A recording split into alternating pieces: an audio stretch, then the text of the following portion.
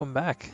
I am back at home this week after a week for travel and ready to get back into this. I believe we've got, let's see here, 28 out of, I thought it was 30, it might be 31. So there's certainly no more than 3 more chapters after this one.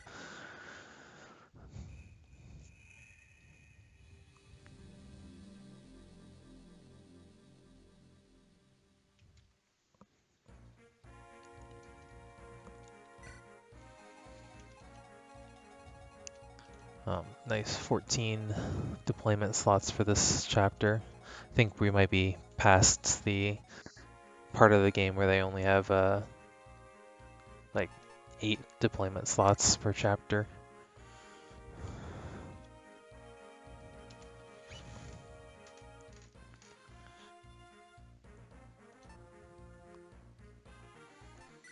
Right. This was a interesting one where I start out split up.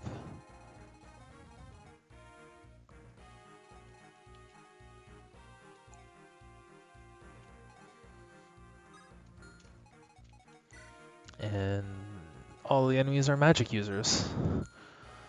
Right. So I don't have a lot of high-res units amongst my main team.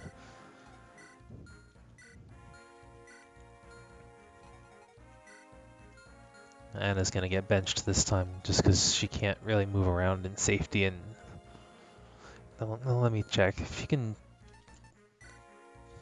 one round stuff. 8 defense, 7 defense.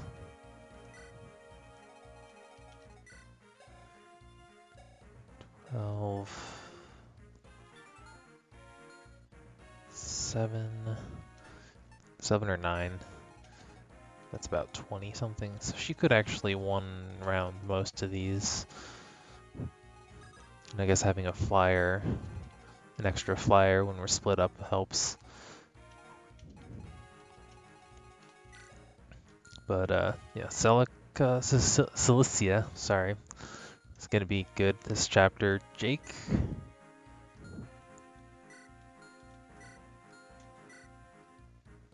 I know, low res is a little worrisome, but he's got great offensive stats otherwise.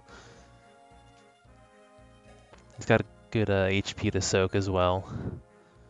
So we'll see. Celica herself has great res, but she doesn't have a lot of power to back it up. And the enemies, in addition to having, since they are all magic users, they have high res themselves, so it'd be kind of a war of attrition trying to field her against some of these guys. She does arbitrarily have a good anima magic weapon rank, which means she at least would not be fighting against the magic weapon triangle against them, since she's a bishop by class. So normally she's locked to stabs, and light magic, which is at disadvantage to anima. So she could at least go neutral, but I think most of these enemies have more resistance than she has magic, so she'd be dealing less than the tome she's wielding.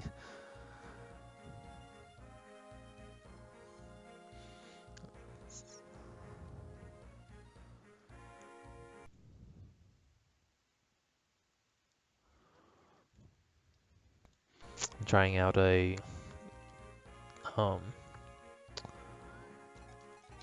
viewers counter, and I'm not entirely sure if it's working properly since I don't see anything. Oh, I think I have to launch it. 1 second, I'll be right back.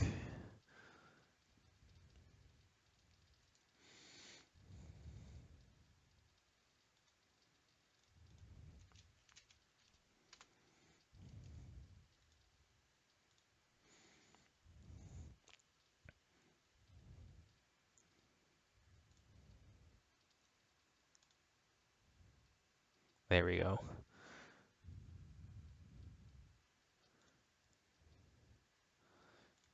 There, now I think it's working properly. All right.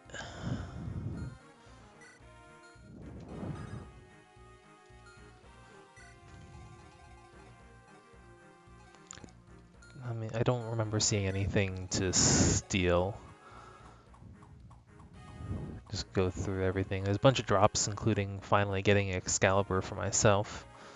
It was not particularly fun having to deal with every enemy Mage Knight having Excalibur a chapter or two ago. So Bob can stay where he is on the bench for now. And that pretty much, aside from Marf, who does have maxed res. We'll see. I am kind of at the stage of the game where I don't really need to worry about getting the maximum amount of experience from every chapter, because there's only 3 chapters left at most. So my units won't be growing significantly in that amount of time, unlike in the early game where you grow several levels per chapter.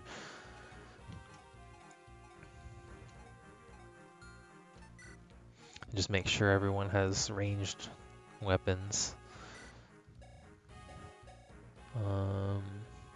Yeah, she'll be okay with Divine. It slows her down a little bit, but she's not likely to be doubling or anyone else anytime soon. It might kind of put her in double range from some enemies, but we'll see. I don't know if it'll be a problem yet. I don't know why I didn't think of it before, but I did finally realize why they gave Kaga Wary Fighter. It's because if you choose to play with the animations on, they did allow you to do that.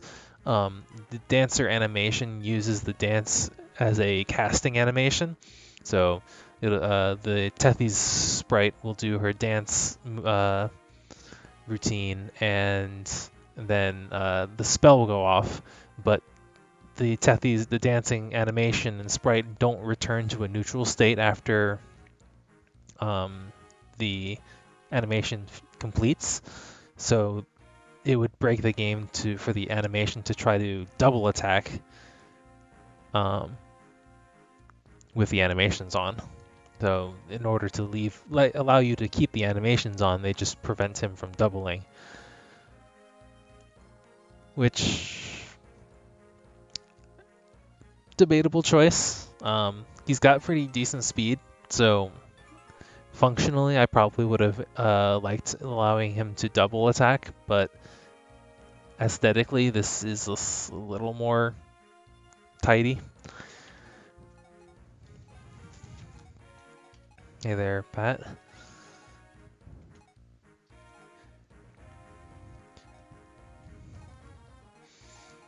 I'm on the second or third to last chapter now, so I've got most of the characters. And yeah, Kaga is my dancer, the Lord and Savior, magic wielding dancer.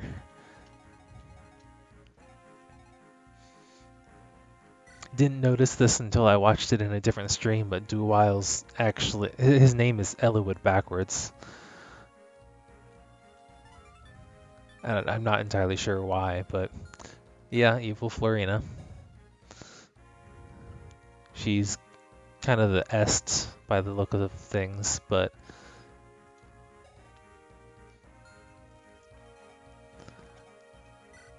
Morph with was it the NES mug? I don't know when the last stuff you saw was, but yeah, we're nearing the end here. Jake, who else is relatively new?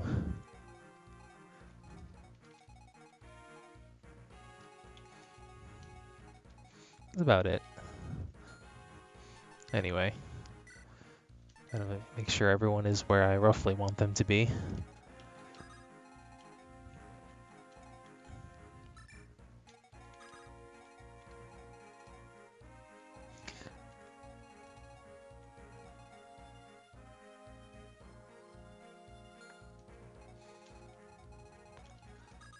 Make sure a flyer's over there to get off the island that they're otherwise stuck on. I'm not sure. There might be secret shops around here. I'm not entirely sure if I want to spend the effort to try to search for them. And if I remember my gold counts, probably not, because I think I only have like 2,000 gold, so I wouldn't be able to afford anything.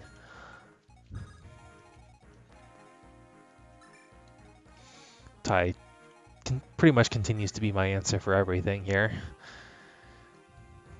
Despite his low growth, his fantastic base resistance still leaves him with very respectable resistance, and with HP in the 50s and Wary Fighter, he's going to be tanking magic almost as effectively as he tanks physical attacks.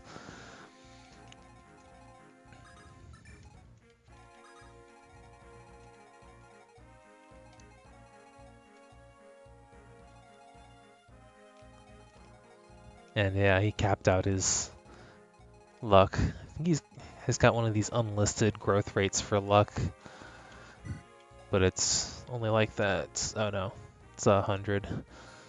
Someone else. I know Void has unlisted luck. No, she's got 0. Someone did. I don't remember. Was it Evester?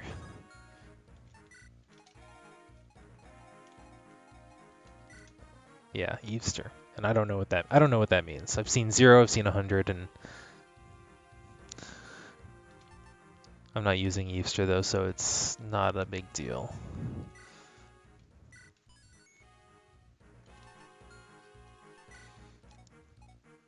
I think I saw a torch that I don't need to have on someone. Nope, that was just Bob.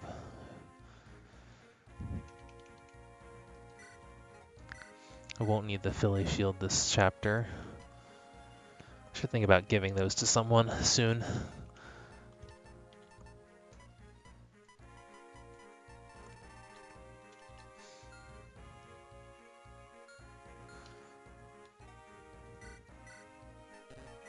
Definitely need to give Cilicia something.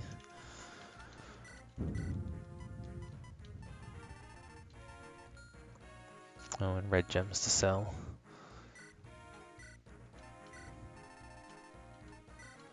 Those will help, but I guess I can probably sell my Master Seals at this point too, because I'm not going, this is FE8 base, so there's no ranking. And I'm not likely to be promoting anyone else. We'll see if I need them. I'm not gonna spend the time on stream to hunt out the secret shop if there is one here.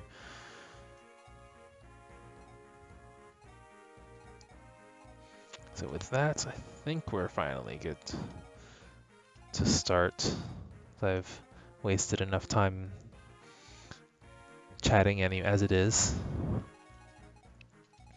Yeah, Cilicia and then Celica.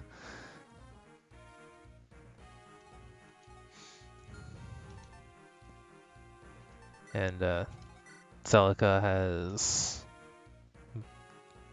was it Renault's bases, but S rank and Anima, and a random E in swords, which I admittedly have not tested. I wonder if she has an animation actually, but not right now.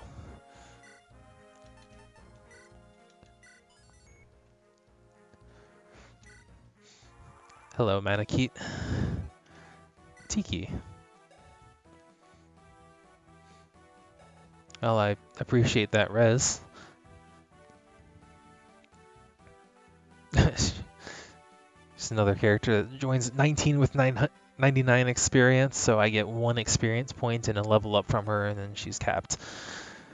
Yeah, the Marth Swordmaster that I got last chapter was like that as well. It's kind of like Carl archetypes from FE6, but they don't have the ridiculous growth rates behind them. But they've got good enough bases that it almost doesn't even matter.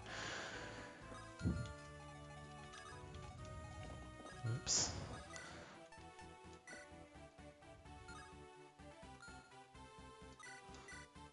All right.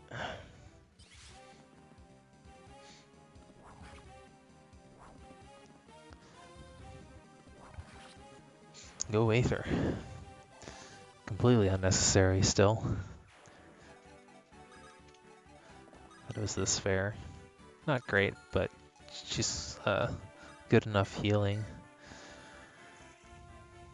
Nope. Void's had the Aether since since the prologue. It's just she now has 29 skill plus Rightful King, and she can actually activate it at a decent chance.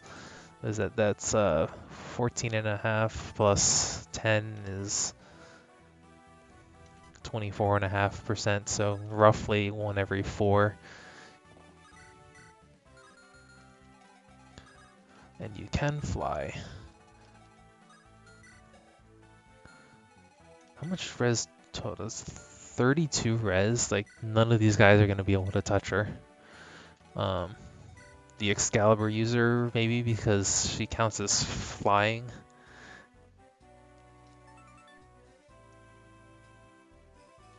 But that's the boss, and he doesn't move. I just keep Tiki away from the boss, and nothing should be able to dent her. She should basically just be like Kurthnaga on that one final chapter of Radiant Dawn. Oh, I need to turn on her animations. It looks kind of like Myrrh, but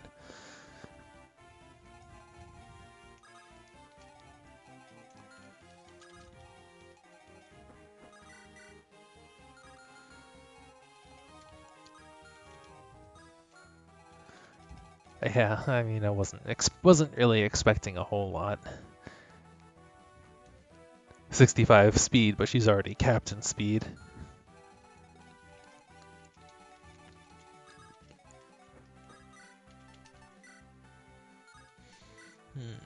Oh, we got Prin right there.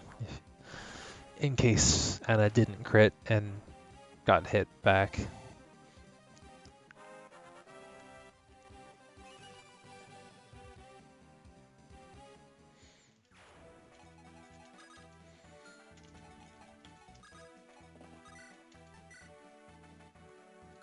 Void actually, yeah, Void's got non-zero resistance. That's, I guess, about the best I can say for it. But good enough to tank these guys, it seems. Especially if she keeps proccing Aether and healing back any damage she takes.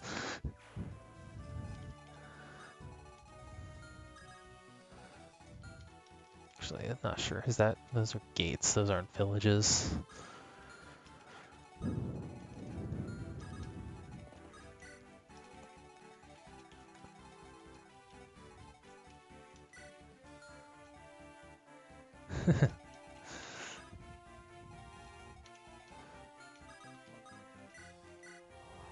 Not a whole lot I can do over here.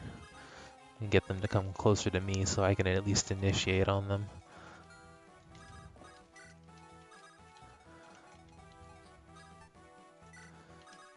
I'm going to group up here so that I can use Rally on, well, I mean, I'll use it now as well, but mostly for next turn. Get these sweet bonuses for when I charge in.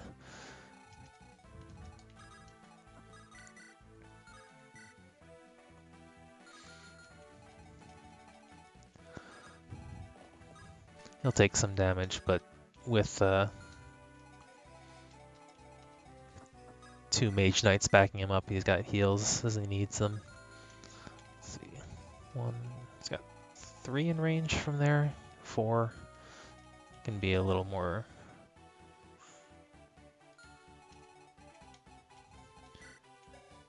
29, less than 29, less than 29, and less than 29.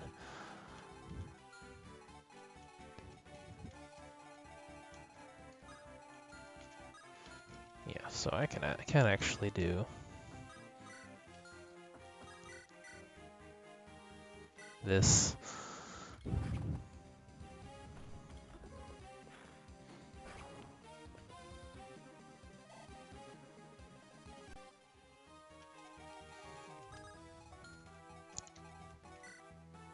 Actually, I think I do need to still throw him either kill that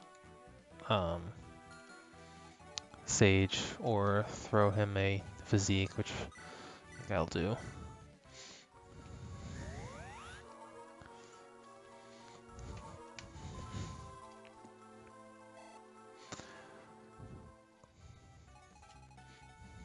just to be safe. He's gonna take 11 damage from this guy and then less than 11 damage from everyone else. So these three other ones plus him, so that should be less than 44 damage. Barring any random skill procs, there's unfortunately not much I can do about. I can't. There's no real way I can mitigate the chances of those actually activating. Void's the only one with nil. I could put a. I was gonna say I could potentially put a more enticing target in range, but Ty has provoke, so he's gonna draw all of these enemies to him anyway. I suppose I can still try.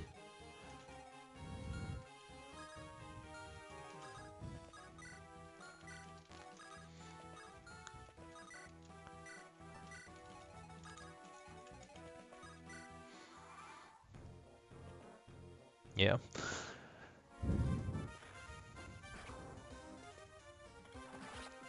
The other tomes should have lower accuracy as well, so there's a chance he'll dodge something. Yep. Not sure what the other ones are gonna do, but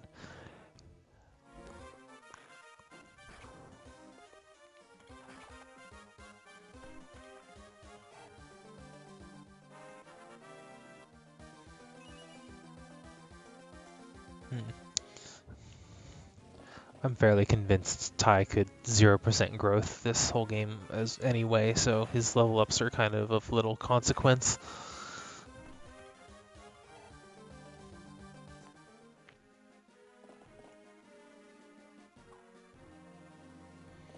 Wait.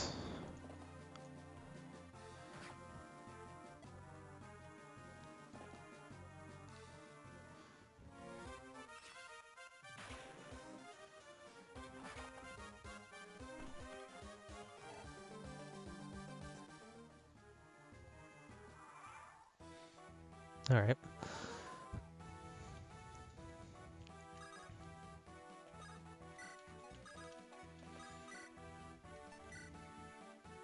Wow, Samson is slow. Samson continues to be slow, I should say.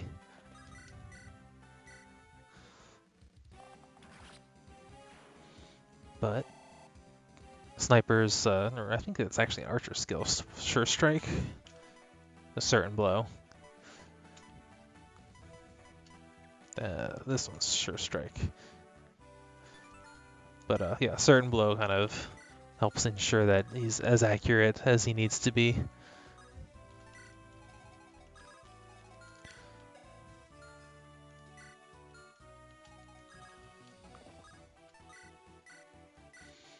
Keep Ty healthy so he can continue tanking for me. I may turn off his, or not turn off, but switch him off of a ranged weapon just so that I can give that experience to someone else. It's not, as I mentioned before, it's not a lot, but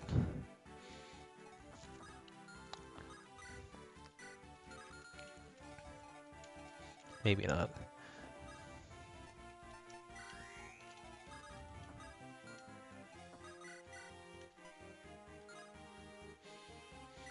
No, I'm not going to worry about it.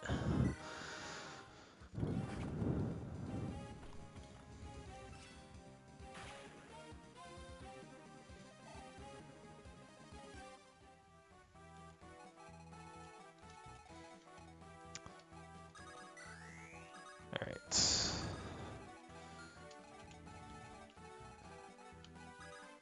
I can reach both of these with Arv, who can kill. Cool. And then Kirsten should be able to finish off the other one.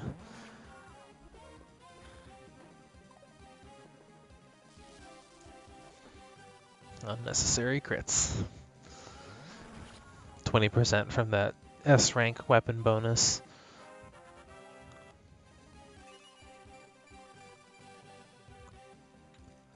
That's pretty good.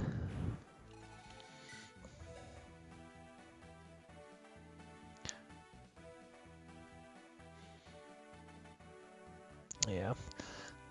I kind of misappraised Kirsten at the beginning of the game. I kind of said she would be a little more awkward than she ended up being because of her really low speed growth, which is weird for a Falcon Knight. And though it's still only 17, I did neglect that darting blow really makes up for a lot of that for a long time. It's like, I'm pretty sure still being relevant here,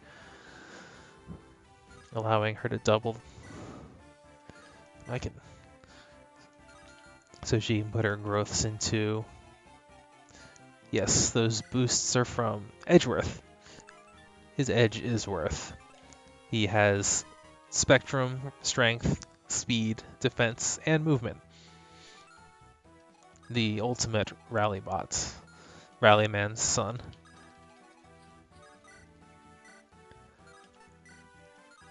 Yeah, I'll go for that one-hit kill if I can, though. After all that discussion about speed, and I just bop him with one hit.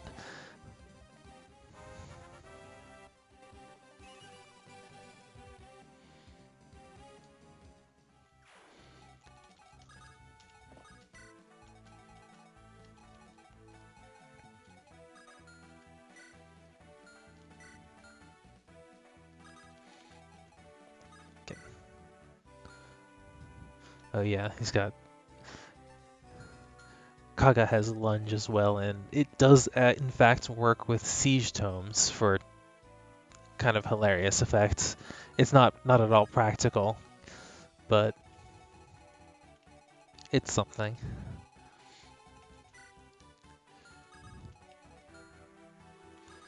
Show off that animation, I guess.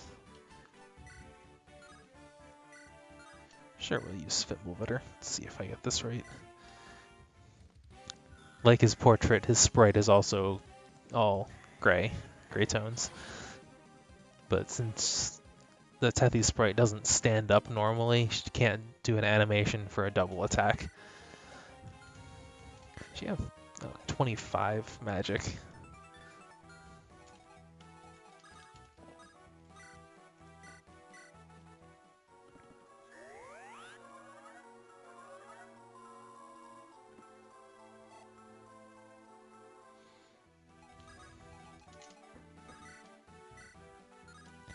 Oof. And this Anna could benefit considerably from a darting blow. So I'm not getting speeds that I need here. You leave him with 1-2 health.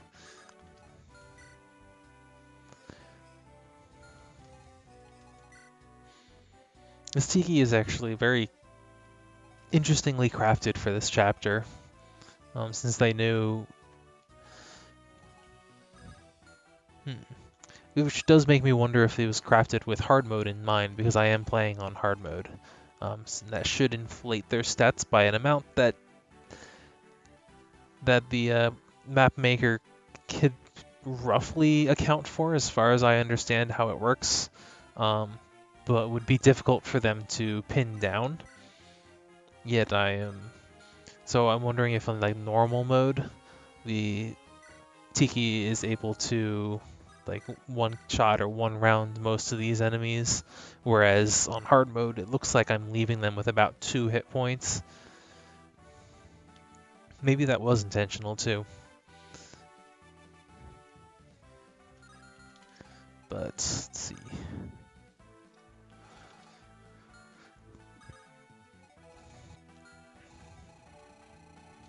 Guess what I can do is see if Anna will get a crit here. Starting from a character at the back of my line here and pushing forward to make sure that I can reach all of the enemies, or she can just miss entirely. And he missed too, so net 0. Anna moved forward, that's about it.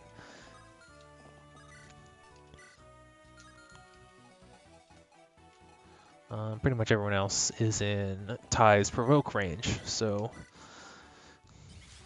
no, don't have to worry about Void getting attacked by anyone else.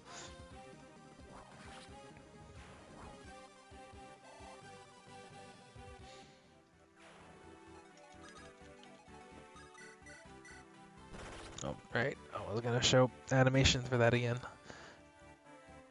And no, it's enemy phase. Okay, first thing, next player phase, just gotta switch Tiki's animation on. Oh, that was an adept activation. Not only does it allow enemies to double attack my wary fighter general, but they do so without him being able to retaliate in between. But fortunately it missed anyway, so might as well have been not might as well have not activated in the first place.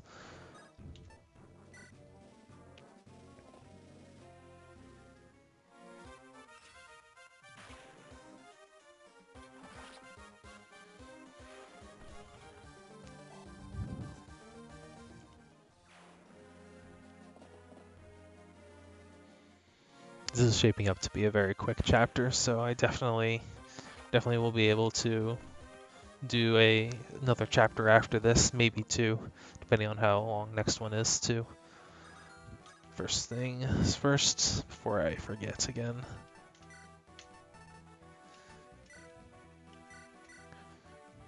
I can toggle these on, but I'm pretty sure Edgeworth doesn't have an animation. Well, he might. No, villagers don't have a default animation. They're civilians. And I pretty much rarely use Kaga to actually attack. And the dance animation... Oops. Let's just turn all the animations off. Dance animation is novel, but I don't need to see it every turn.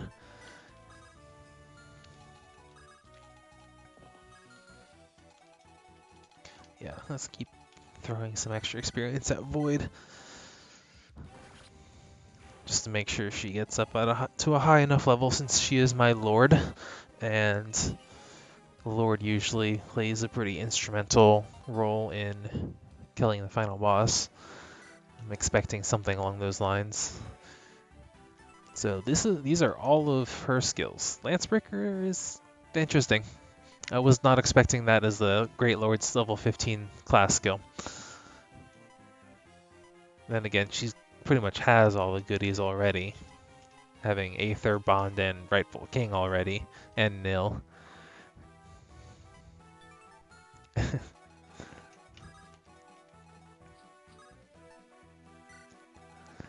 Yes, Koei Tecmo will make sure the next dancer is plenty bouncy.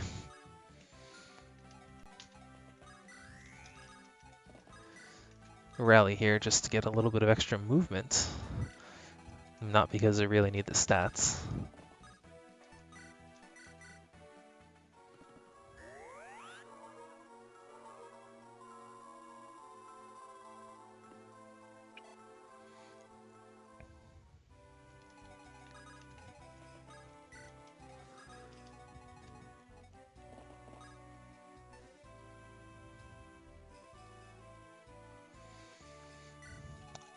If any of my watchers at the moment are enjoying this hack or are interested in any hacks for Fire Emblem in general, I recommend you check out FEE3 going on, I think it was this week, on YouTube. If you look up Mage Knight 404's channel, he's been hosting, so he's been uploading all of the videos they go through.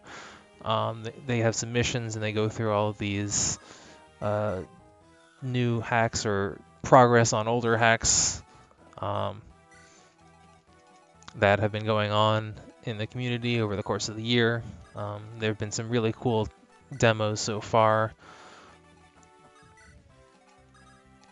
including an update on the Immortal Sword hack, which is actually not so much a hack as a kind of a homebrew project built from the ground up on a different platform, though it uses Microsoft's XNA to basically recreate the GBA platform, but it gives them a lot more control over what they can do with it. And they've done some really cool stuff with that. But there are also a bunch of other hacks and projects that they showed off, did some cool stuff. think one that featured yesterday had a Merlinus caravan cart unit that was able to attack with a crossbow and had a complete animation for it too.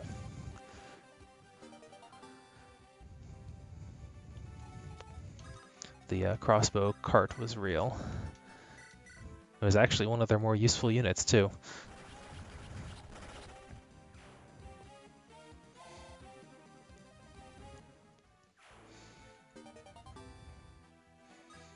So this is basic cleanup here since we're virtually done. Well, the enemies have all been cleared out, and I'm just closing in on the boss just to check here.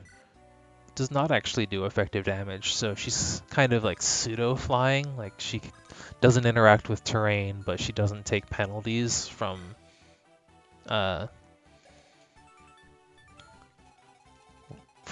weapons that are effective against flyers, like kind of like that, I think.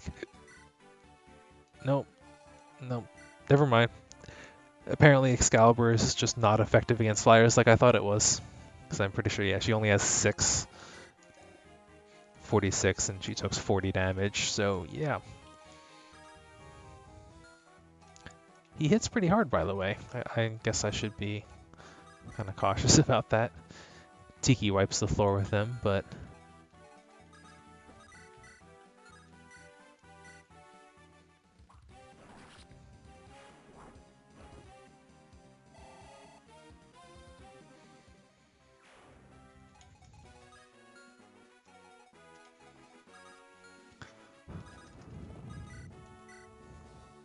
I don't like that crit chance. That is a gross crit chance.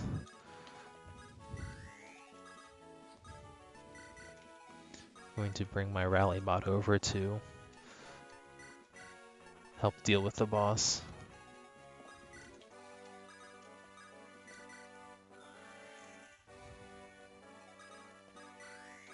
Because my Void is carrying my Hoplon Guard, which makes her immune to crits. Should get a better weapon. Her PRF weapon is pretty good. Do I have... do Brave? Got a bit oftener too.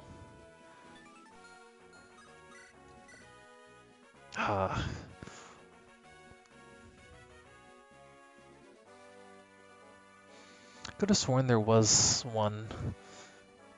Maybe it's just the wind sword. I'm pretty sure the wind sword is effective against flyers, and it uses the same animation. All right, maybe she'll proc Aether or get a crit.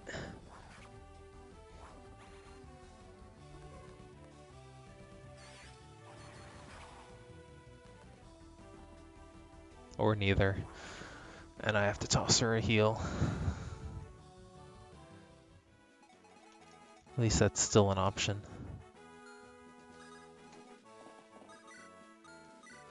Or I could bolting him.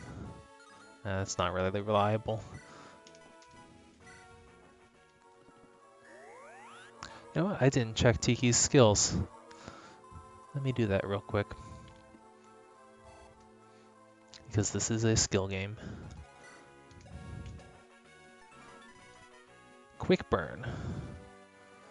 That is... what was that? That was a... Griffin Riders, maybe? It was an awakening skill, and I don't remember which class had it. Slow burn was the Dark Knights. And I think Quick Burn was on one of the Wyvern Riders, or variants. Dragon's Blood. Able to activate Dragon Veins, of which I have not encountered any still in the 28 chapters that I've played. Miracle is cool. I like this. I kind of like this game's version of Miracle. It's not a luck-based survive, but in fact it prevents you from being one-shotted, or 75% killed, or slightly above 50% killed. though Brave Weapons will still ruin your day. Odd Rhythm and Spur Defense. Okay, so she's got a little bit of support there.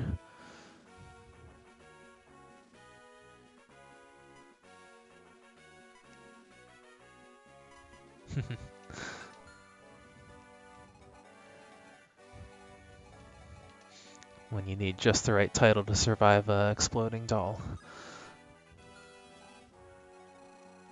Alright, so Void's at full health. Morva's not going to do anything crazy, right? Ignis, not with Void having nil. Tome Fair, Frenzy. Frenzy's going to hurt. Frenzy might hurt a lot. Hang on.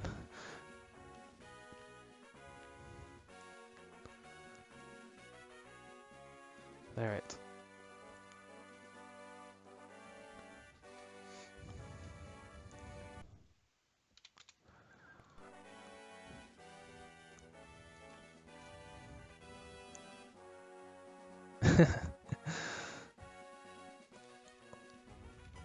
Yes, this is what I sound like.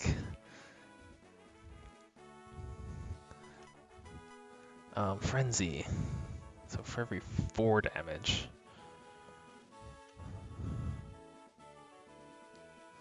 That's 60 divided by 4. Just gonna add 15 damage. That should not be enough to kill Void, so I think I'm good still.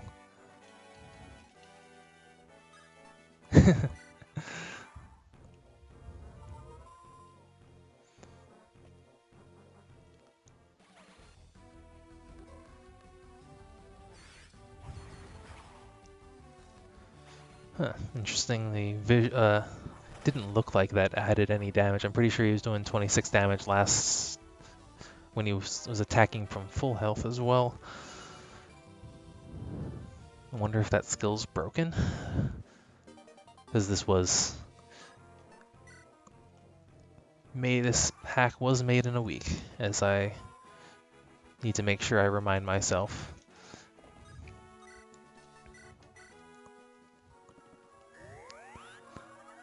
Though, with FEE 3 going on, they did cover this hack, Void's Blitzarre Adventure, and one of the trailers that went with it also made comments that the full release is now available, and I saw that and I just kind of had to stop and think for a second, wait, if the full release is now available, what have I been playing for the last 2 months? So maybe this is like the version that kind of came out and after their week of blitz hacking, and I don't know how much extra work they did beyond that, but they probably went back and then repolished everything up afterwards, and that's the full release that they're talking about. Who knows? So overall in this chapter, you got some kind of janky tiling going on in the mountains over here. Visually there. Some weird stuff over here as well. Layout-wise, it's a kind of interesting layout, minus the slight minor visual defects, but I kind of feel like there was a lot that they could have done with this map layout that didn't end up happening. There was just static enemies. There was no reinforcements. It was kind of interesting that all the enemies were all magic users. Normally having all enemy types be the same is not great for enemy diversity, but every now and then you can kind of create a gimmick around that makes a map more interesting. Or perhaps more challenging, and generally that applies more towards the magic side of things rather than physical enemies, since you do tend to run into physical enemies more often than magic users. So a bad example of having poor enemy diversity would be in Fates. Both Conquest and Birthright have chapters where you are fighting just the the wolfskin or kitsune enemies exclusively for the entire chapter. There's no other enemy types, and those chapters are both extremely easy to trivialize using, especially with like low man strategies where you have like only like 2 units. I remember clearing it with, I think I was using a maid Corrin with like FE pair up for defense, and then just gave her a hunting dagger, and she just eviscerated everything on the Conquest version. And it took all the challenge out of it. It wasn't fun, wasn't interesting, and it was very, very easy and kind of monotonous. On the other hand, I think it was called Chapter 27, I believe, of Fire Emblem 7, Cog of Destiny, was a chapter that takes place on a fairly big map that has one of the highest enemy densities in the game, that particular game. And on normal modes, most of those enemies are physical, like heroes and snipers and generals. There's a lot of generals.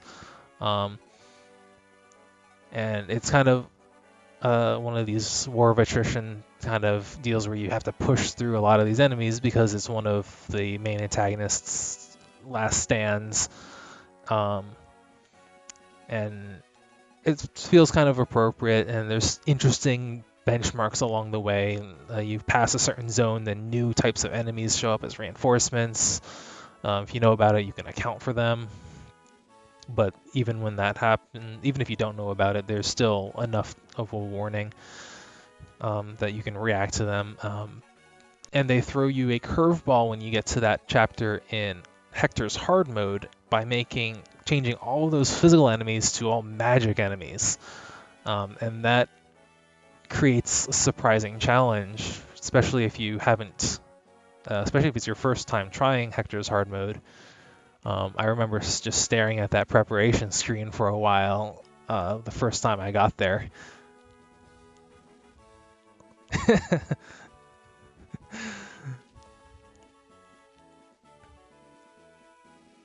And just you have to change the entire way you approach that chapter on that hard mode version, because none of your physical tanking strategies work anymore.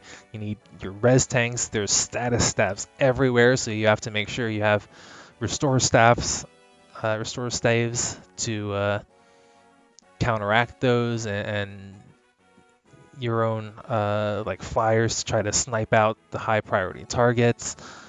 And that's one of those, I suppose, rarer cases where having all the enemies have a similar attack type is still okay, and it's used in a unique way that creates a challenge.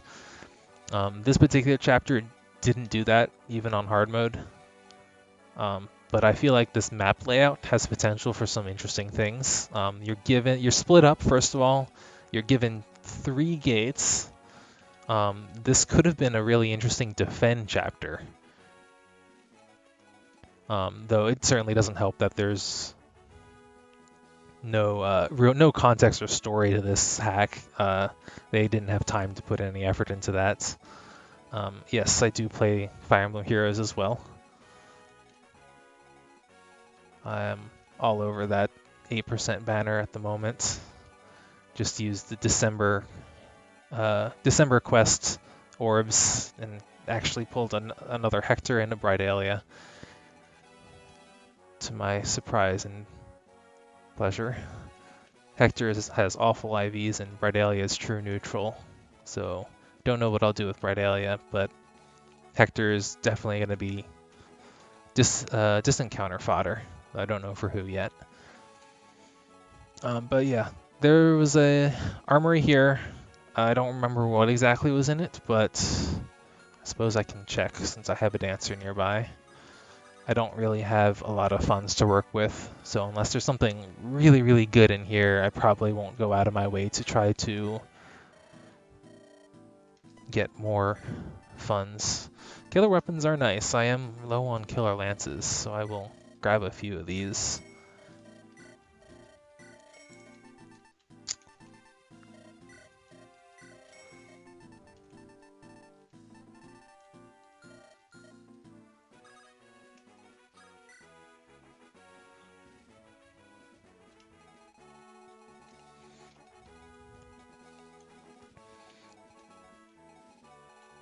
So yeah, there is a arena here, but I'm certainly not going to arena abuse on stream, and I think I talked about that last week or 2 weeks ago when I last streamed. So I'm not going to touch that. Yeah, Wary Fighter Distant Counter FE is a very powerful enemy phase unit, and give her a Brave Lance and she becomes a terrifying player phase unit too. Certainly a good choice. Wow, what the hell? I have all my units, just have to find out where they are.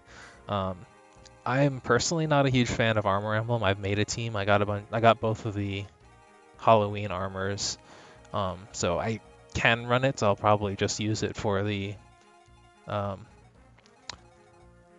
arena, or not the arena, the training tower orb for 15 clears of 10th floor with armors, and that's about it.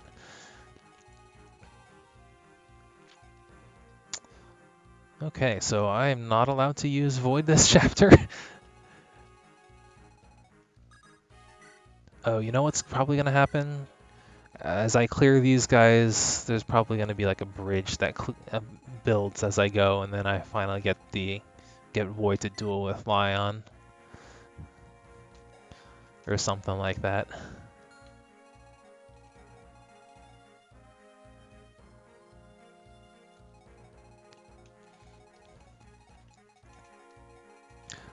Right before the Halloween banner, I was starting to build. I was thinking about starting to build a Felicia to have a dagger, mage slaying dagger user, and then Neko Sakura came around, and I managed to pull 2 of her as well, and I just stopped working on Felicia because Neko Sakura did basically the same thing, except better, with less investment. All right, so. I guess I kind of have to go through these one by one. This generic druid is named Paul. Harrison. Lennon. Ringo. Oh, though I'm fighting the Beatles.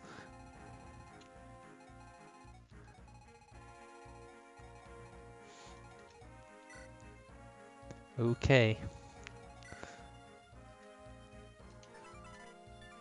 They're pretty stacked. I'm glad I'm getting... They don't move, though. Oops. None of them move. They at least have ranged weapons. But none of them move. Okay.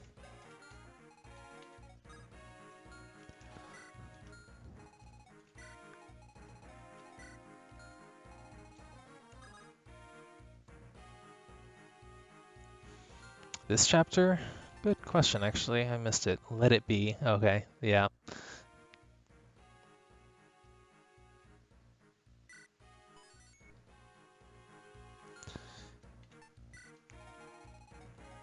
That's why I'm fighting the Beatles.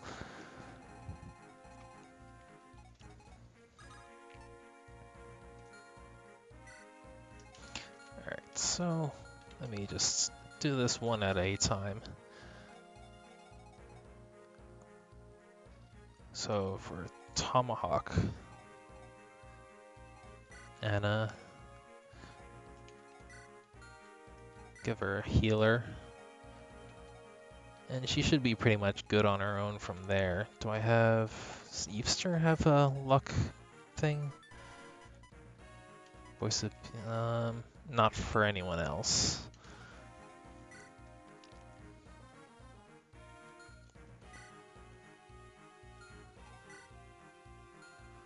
Let's see, Jake should be a good match for the Wind Sword for, what's it? Lennon, I think was the Wind Sword hero, because he has Swordbreaker. Though he's got kind of lousy resistance,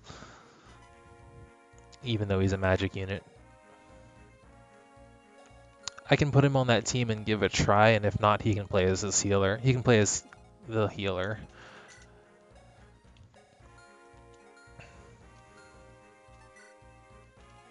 So let me move them around. Anna's good. Cilicia can stay there. And I wanted to see what your resistance was. 17? Alright, still higher than Celica's magic, but...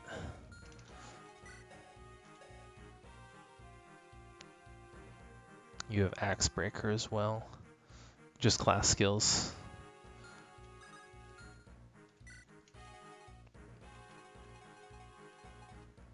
Prin will be good at... well...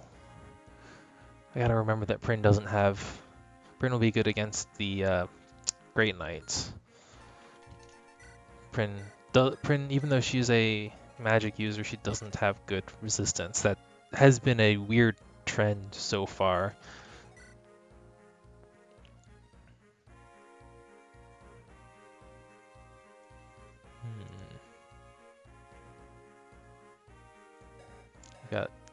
I kind of want Harv over here. Make use of my characters with breaker skills.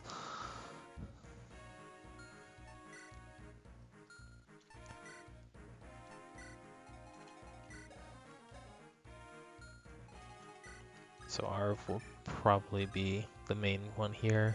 Prin can support.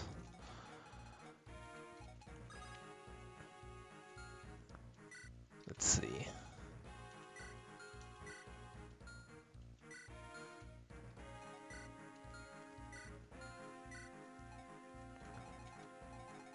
I guess Ty gets to deal with the Windsword hero.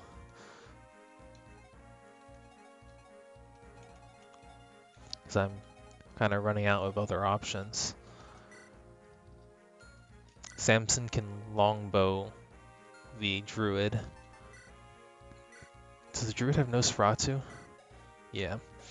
So I definitely want to pick at him from afar as much as I can, and kind of avoid having to even deal with counterattacks where he might heal himself. And then go in for a kill afterwards. Oops.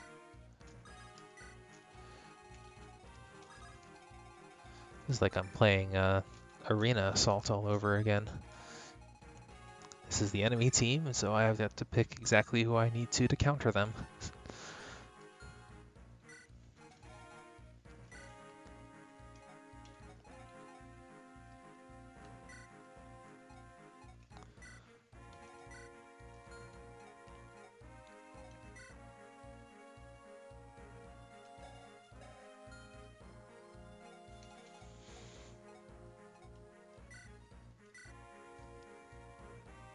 I guess Tiki and Marf will actually be useful this chapter.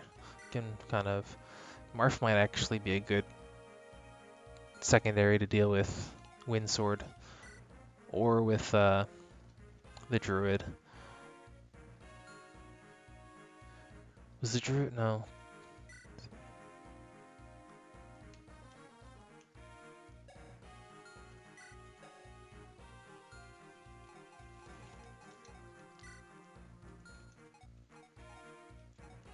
So we got 2 left. Yes, I can bring Kaga. And see if I have another longbow. Tam might be able to pick at someone with a longbow. I got 3 uses.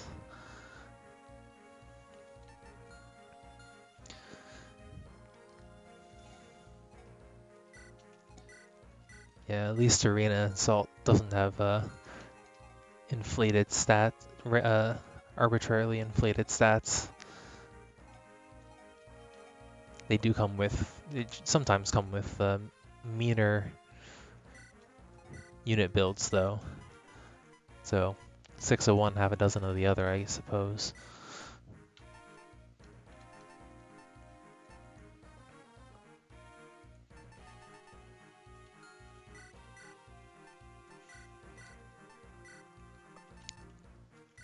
Sword, I guess. Give him some extra heals if he needs it.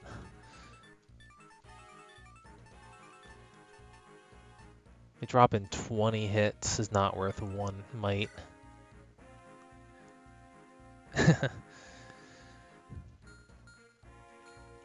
Yeah. Oh gosh, the new Squad Assault probably has the Shadows of Valentia maps on him.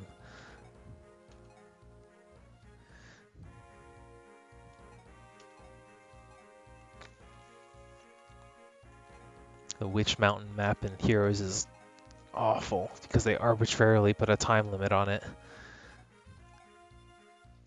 You need a better replacement sword.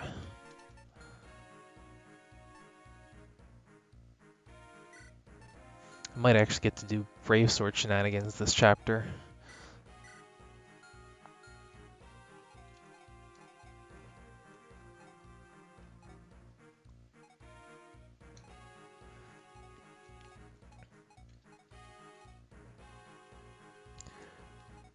True, that map did also, that was also kind of bad in Echoes.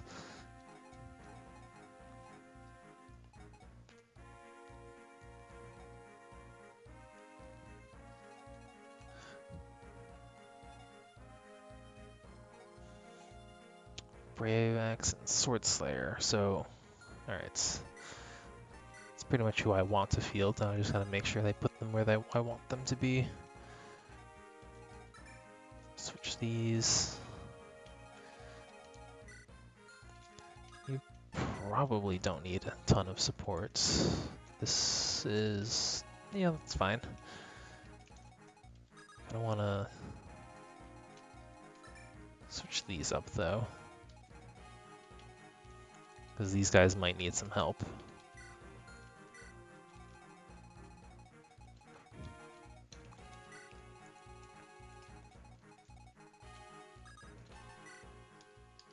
All right.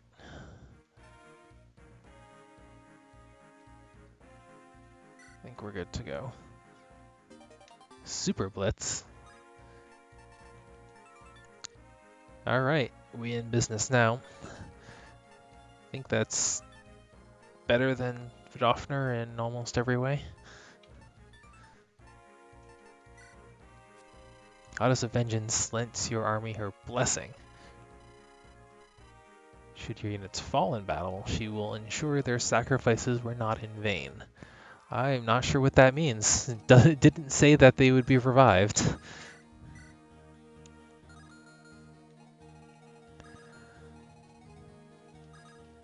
Alright. 29, I should say. And with a rally. Nice, that's a kill. What about over here? Not nearly as favorable as to be expected, though.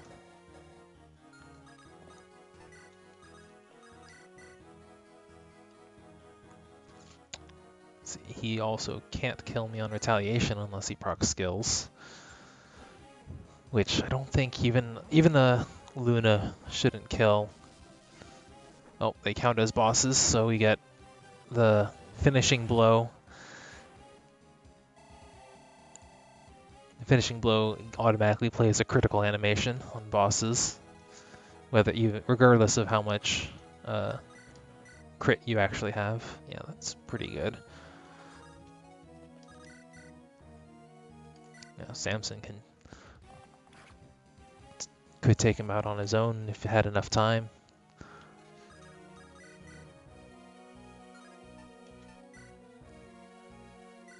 Let's just see if he does something fancy.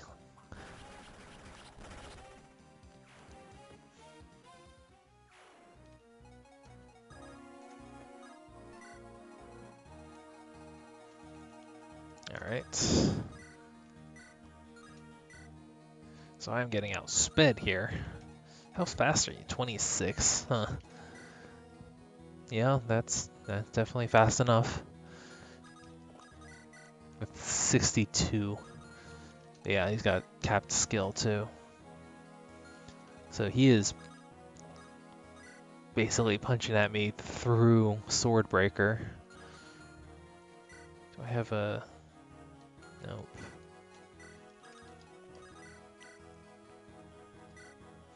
I'll throw longbow shots at him. Do a little bit of...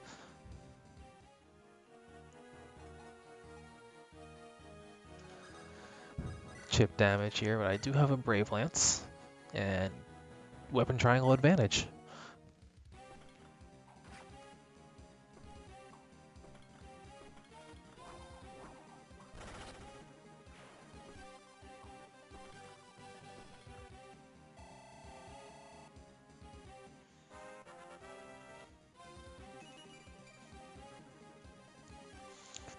I say no one has to die today. Yeah, there's the bridge that I was talking about. That's kind of neat. Let's just see. Yeah, no. No. But let's see what this zeros. Oh man, we do brave sword shenanigans here. Let me check those skills again. Nothing that's going to come out of nowhere, yeah. Nothing that's going to suddenly give him non-zero hits, so she's not fast enough to do triple, but let's see, can I give any buffs? You have special dance? Just dance? Dance like you mean it. Yeah, nothing I can really give other than this. Oh.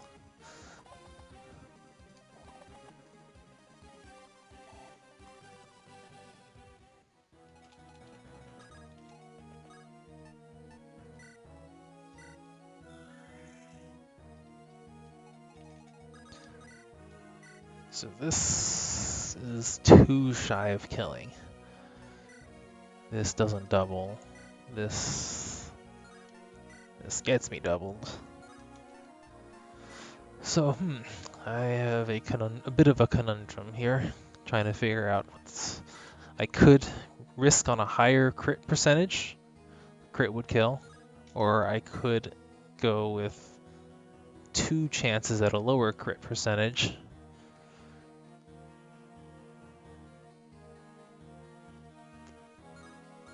And potentially clean up with Thunder.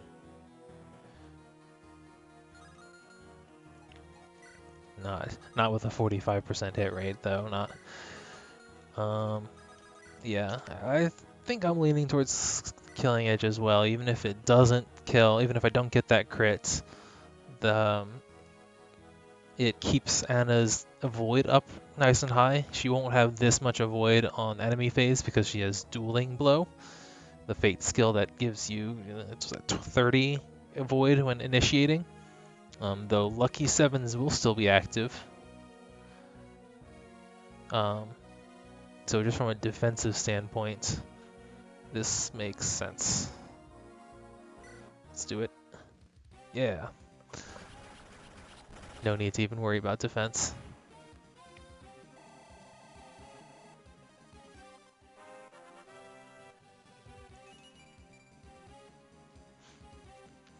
Thank you everyone for your thoughtful advice. Now we just wait for Void to climb the hallway.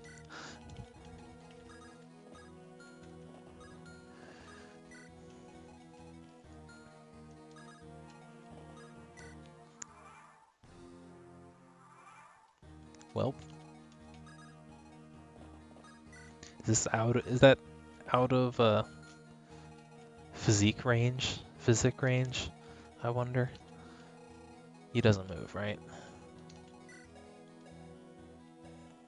See, I do not have particularly great resistance, and he is probably going to.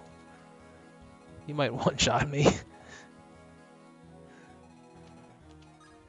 We'll see. Gotta get there first anyway.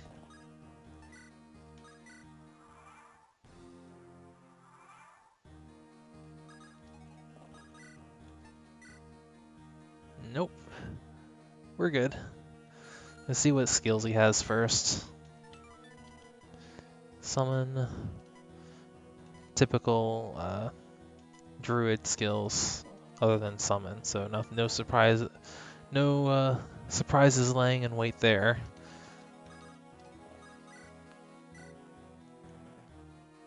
Well.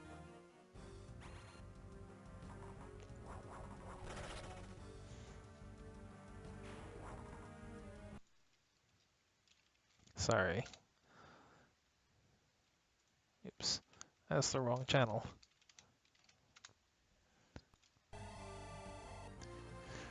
Nope, that was just me clicking off of the emulator. It's fine. Should have just used my phone to answer that. So, well, on to the final chapter.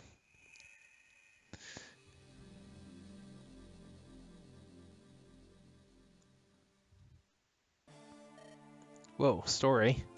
I am Mark. Hello, Mark. The Demon King killed my family and took over my country. I will join you now.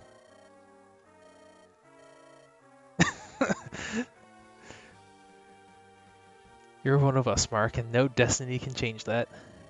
Now let's kill this dastard and be done with it. Is it Sacred Stones or is this Awakening again?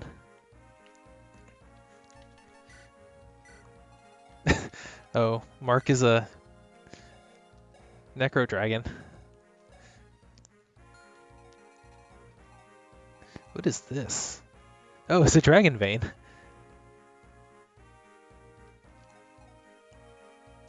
Huh. That's also a Dragon Vein. Where is the boss?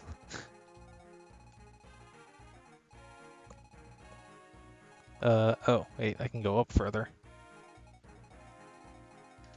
Wow, alright. Yeah, that's a Demon King.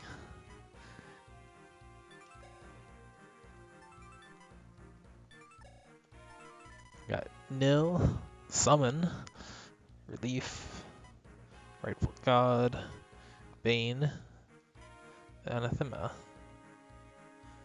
Alright. Not bad. Oh, oops. Derp, derp. I think it's, yeah, the same as what it is in the Sacred Stones. Bane may actually be less threatening than his regular attack.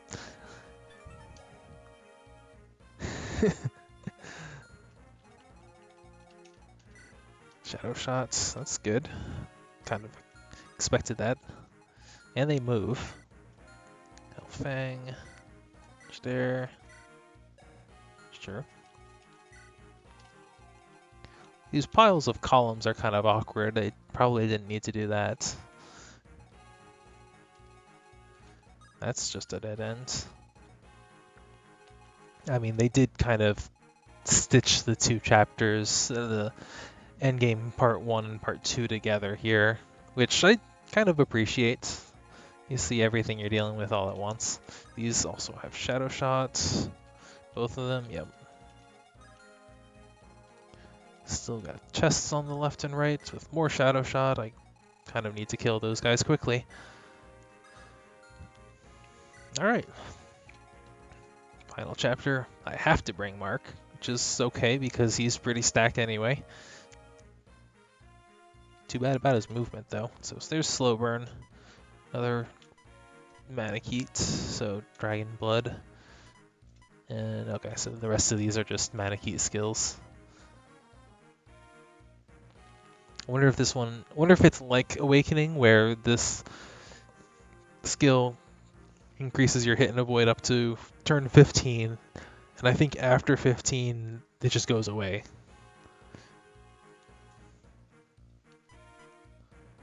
Though, I hope I'm remembering that. I actually do kind of hope that I'm remembering that wrong, because that would be a lousy skill. It is already kind of a lousy skill, but you can see the Manaketes have quick burn and slow burn though. Alright. Unfortunately, I think Tiki's better than Tam.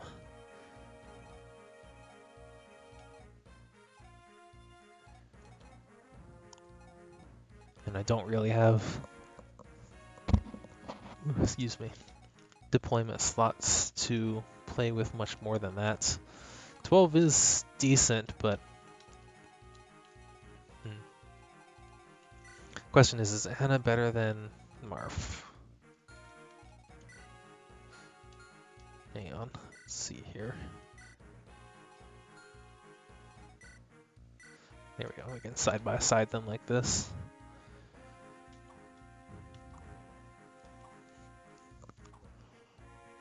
I think Marf actually might be better.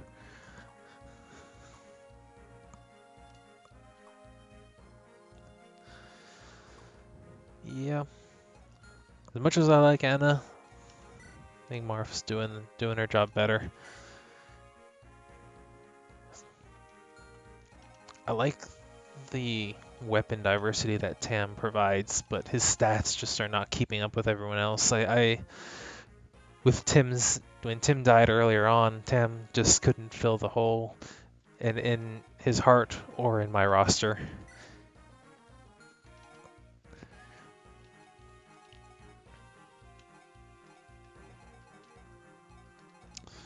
Let's see, Void, Pren, Mark, Tiki will all kind of fill the tanking roles, so Nikita is not necessary. Kirsten capped her strength.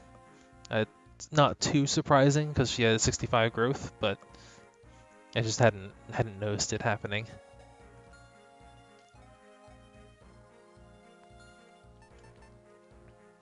I think with her low resistance, she might actually end up being more of a burden than anything else anyway.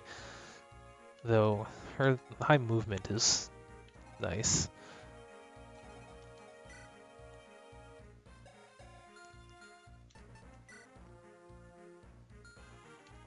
Do some inventory stuff. I gotta check Mark's flavor text as well. I don't have any. There we are. Mysterious person who claims to be a tactician. So this is FE7 avatar character. Some people like to assert that Morgan from Awakening is also FE7 tactician because Morgan's name in the Japanese version was Mark, which is the default name of FE7's tactician.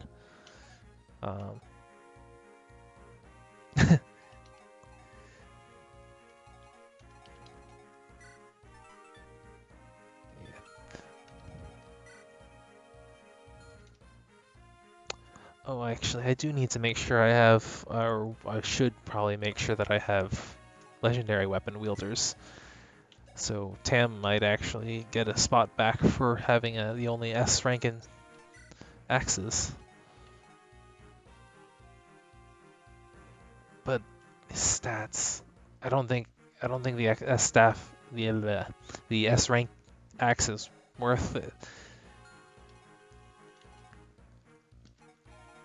I think I'm alright with. That is something that edges out Marth actually. They're close enough that being able to give Anna the Adhuma here is enough of a reason to bring her over him.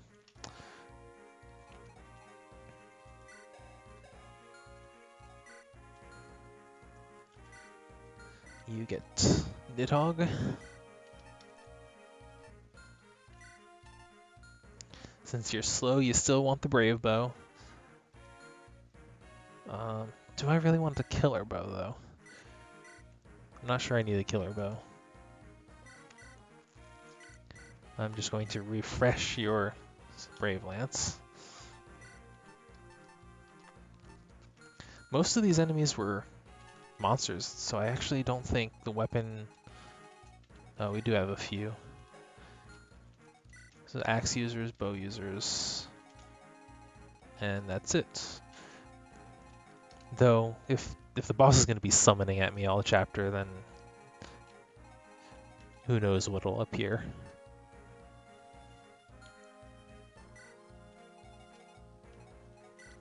Even so. So I'll keep the axe on him. Can he use a killer axe yet? Yes, he should. Actually, got Lance, I don't need a sword reaver. But killer axe.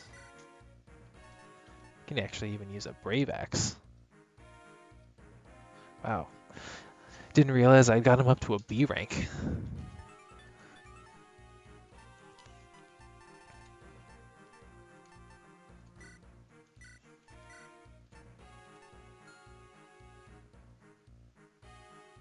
I'd say Sword Slayer. Sword Reaver not so much, but Sword Slayer actually gets effective damage against enemies that aren't going to appear this chapter. Never mind. Forgot they're all monsters. So yeah. Vidofner instead. Because Void doesn't need it anymore. Kaga can't use a legendary weapon anyway. Actually, I will kind of. Did they fix Gleipnir? In the original Sacred Stones, Gleipnir actually had it's kind of a glitch in that it wasn't properly programmed to share the effectiveness against monsters that every other legendary tome in the game had, every other legendary weapon in the game had. I did see a hack in FEE3 that did give it effectiveness against monsters, so we'll see if they fixed it here as well.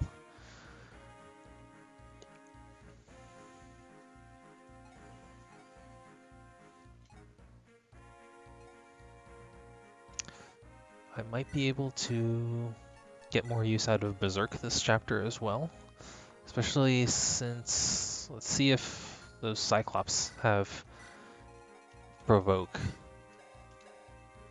Does any monster have any skill? Just the dragons with, okay, Savage Blow. That is Savage Blow, right? Yeah. Oh. Oh. Alright. That's funny. So, when I was talking about Kaga having Lunge and saying it worked with Siege Tomes, that's what these guys are probably going to do. I'd like to see them do that. That's amusing. Oh, I do need to see. There's 2 chests. Do I have 2 chest keys? I'd rather not have to bring Bob. I do have 2 chest keys. Edgeworth can have them. And I need another door key actually, which I'm not sure I have. Did any drop? Yes, there's one. There's another one. Okay. Don't think there are any more. Yeah, that's it. Don't have to bring Bob.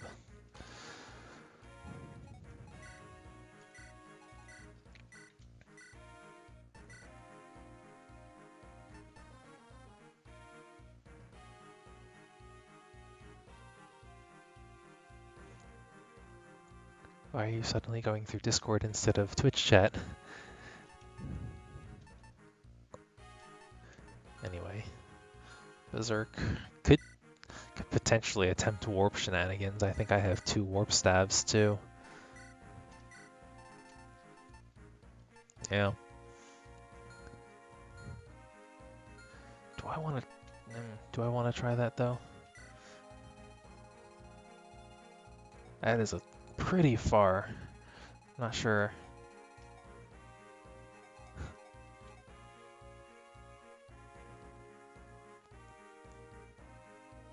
You put that in general chat instead of stream as well.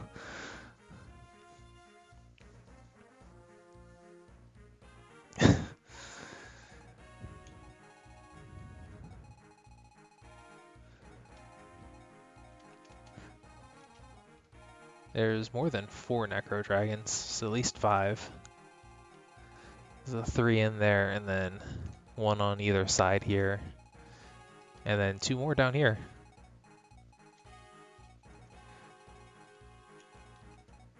Oh, okay, yeah. I didn't realize he was that.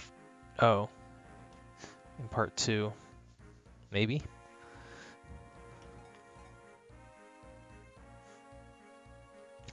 I mean, I'm dealing with Necro Dragons here too. Draco Zombies, Necro Dragons, Tomato.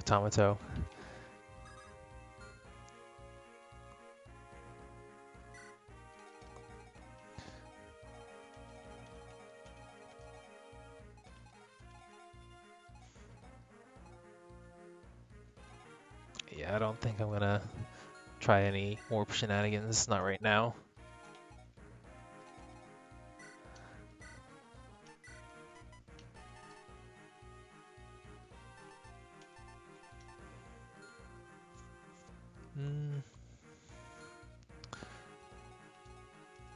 Shining Force is neat. I enjoyed the one that I played. Kate lent me the GBA, I think the remake of the first one. And it was enjoyable. My history with Fire Emblem kind of prevents me from fully liking it the way she does, mostly because I'm used to having a lot more information available to make informed strategic decisions.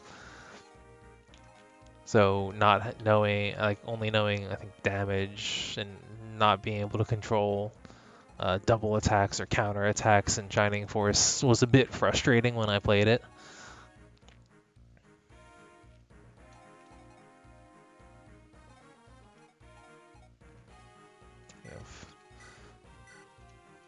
I guess I can do that for everyone since I have physique stabs with 15 charges.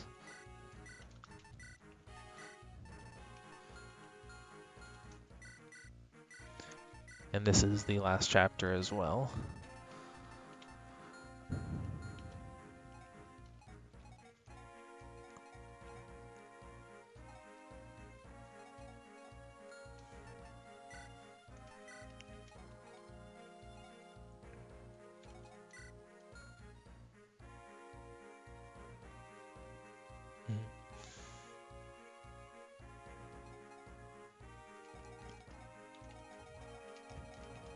Seven.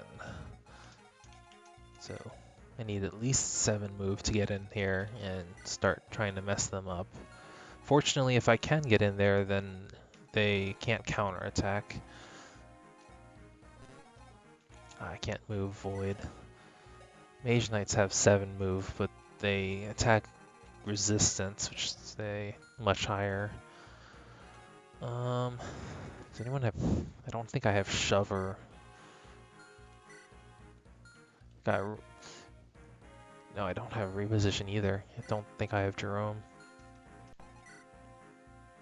You've got 7. So I'll probably... Well, but you... I need a little bit more than that. Still.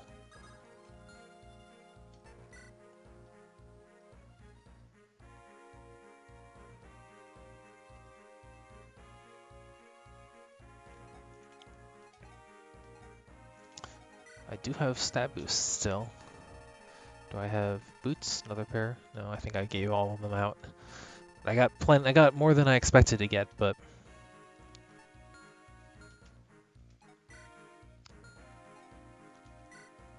they're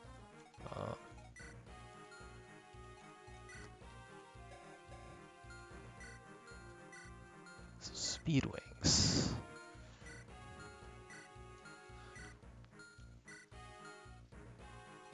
I've probably talked about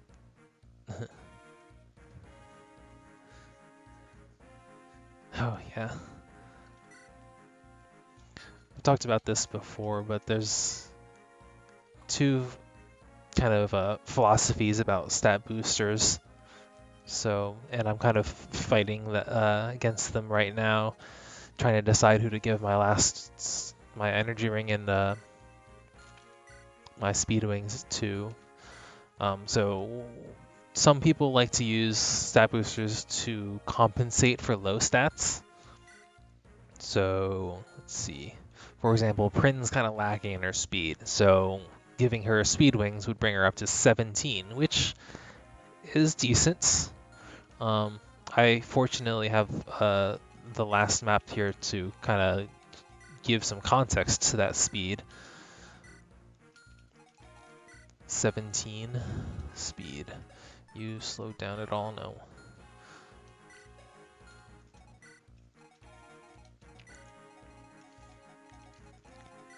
So the interesting thing about that is if I were to give Prin the speed wings and boost her speed to 17, I believe she would only be able to double attack one unit on this entire map that she could not have doubled without them. Everyone else she either still can't double or could have doubled even with 15 speed. So that is probably not a good idea to give her the speed wings.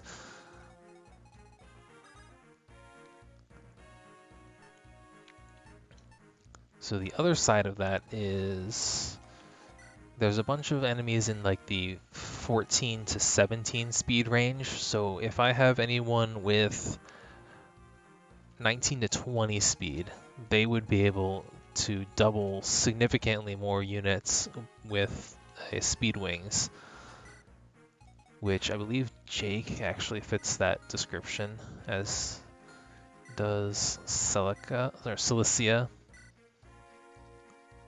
and Arv.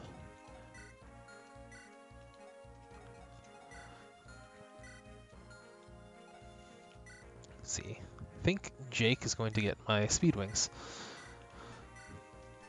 because his offensive ability combined with his speed range will make the best use of it, as best as I have determined here. He does have an S rank in magic, anima magic, so I can give him Excalibur, fortunately. I didn't get a Latona, did I? Legendary staff. Nope, just Tamarin. Interesting. Well, Fortify will still be good. With her, is it capped magic? It'll have massive reach and good healing. Great healing, probably. Got bolting spells as well. Okay. So I have the energy ring to give out as well.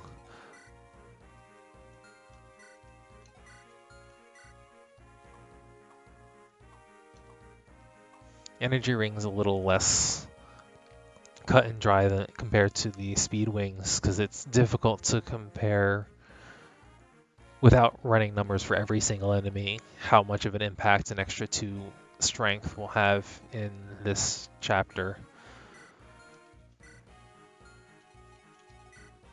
I think Cilicia might be a good choice in this case. Again, compensating a little bit for her lower magic, since I think everyone else...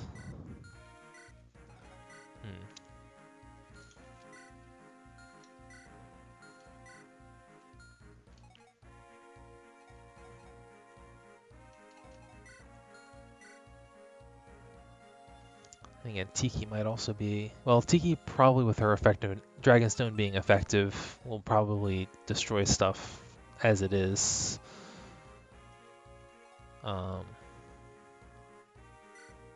then I guess maybe Void.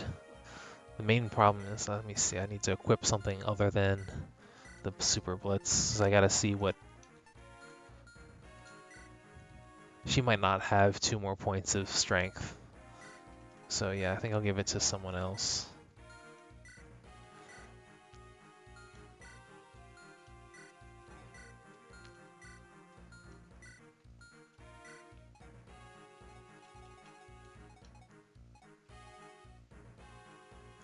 Cilicia might actually be the best use for it, mostly because almost everyone on my team is also using legendary weapons whose effectiveness will probably make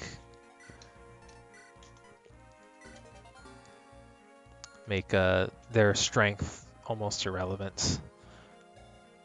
So, and then last one is a angelic robe, which I think Void probably needs the most. But I will 52, 43, 60, 43, 50, 38. Tiki might want it too. Yeah, I think I'll give it to Tiki. Since the angelic robe gives 7 instead of just like 2, it's a little easier to use it to compensate and get a decent chunk out of it.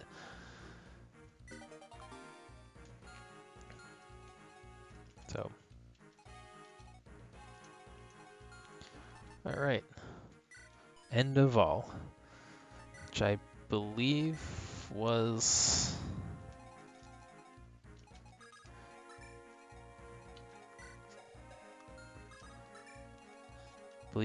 one of the fates ending. It's either the name of this, one of the names of this, yeah, the map theme, which was a really good song. Fates had some pretty good music. Won't say anything about its writing, but had good music. But yeah, I mostly want to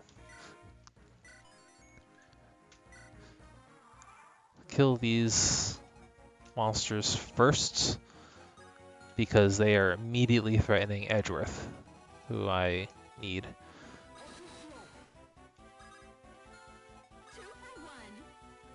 Oh.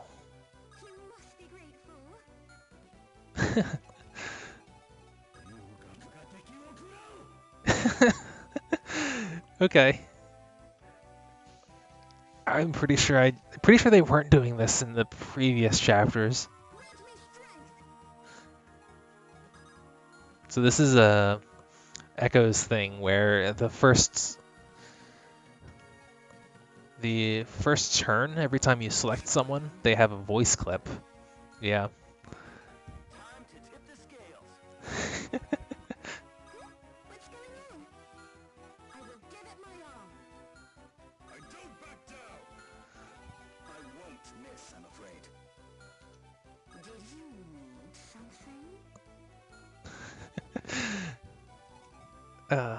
And it does only do it I think Echoes did it the first time you selected every unit per turn, though it might have been per map. It probably should have been per map, but yeah, I heard Hanzo.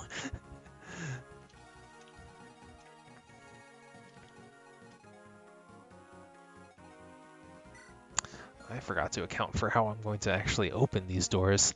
Oops. 2, 3, 4, 5, 6, 7, 8.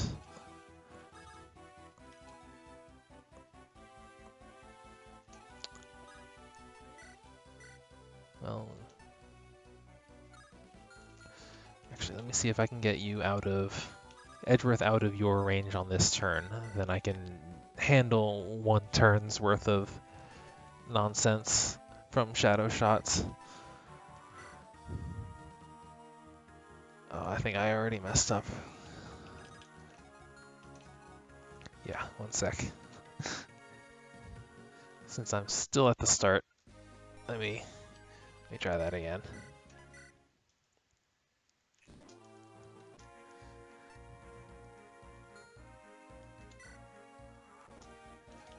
Alright, so I wanted to do that here. I could have used that opportunity to fix where I put my door key anyway. Too late. So, get to hear these voice act clips again.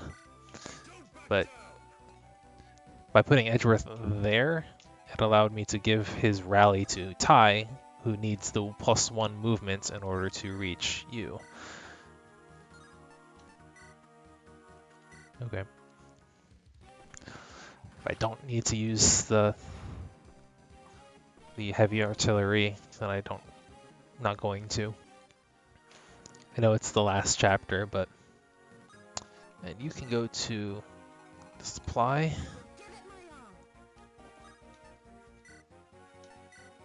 Which I can then use over here.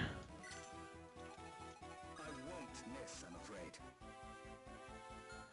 Do you need something? There's a necro dragon up there. Just almost forgot.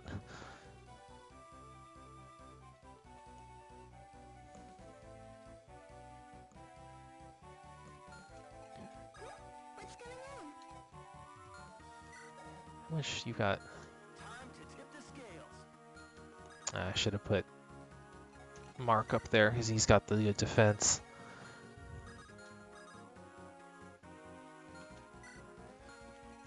So this debuffs by how much is the other question.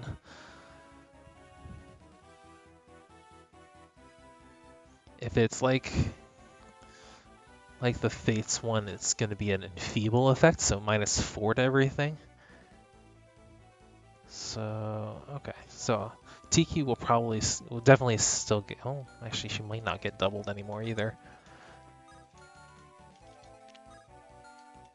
But you can attack there. Do you still function? You might still function like you did in Sacred Stones, the Wretched Air.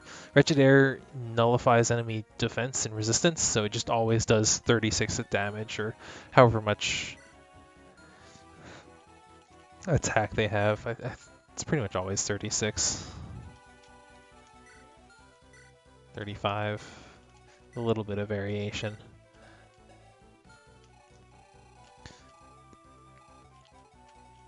Which basically means you don't want to be taking too much more than that.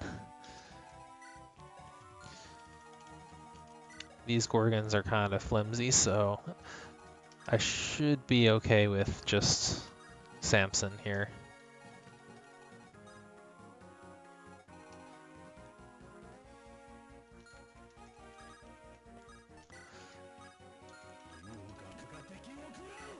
That's Kaga, who has Hanzo's voice clip. Yeah.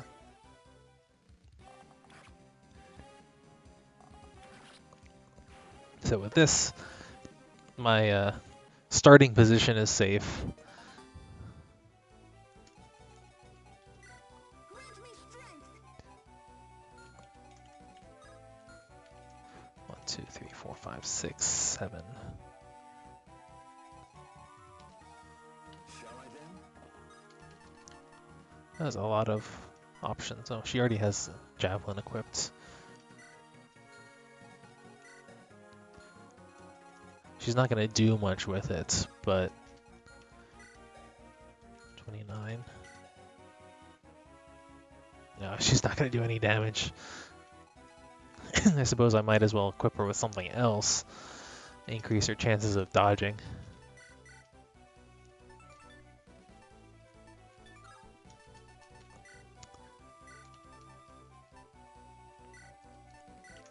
Do some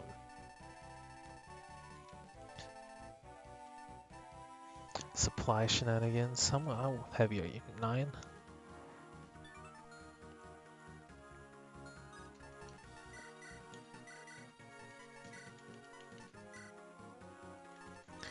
Do not want you to have bolting equipped, because that'll just slow you down. Or rally just because I can.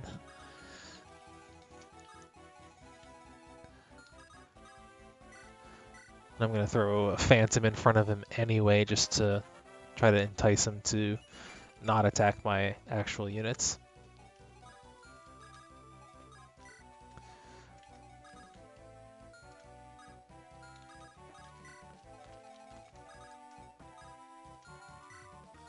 I am curious if...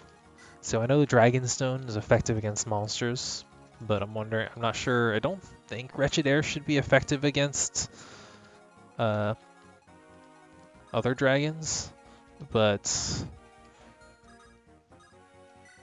can't be too cautious here. To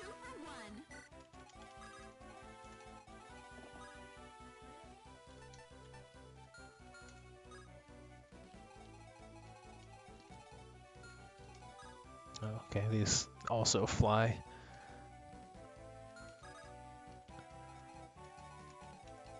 I guess you can go over here.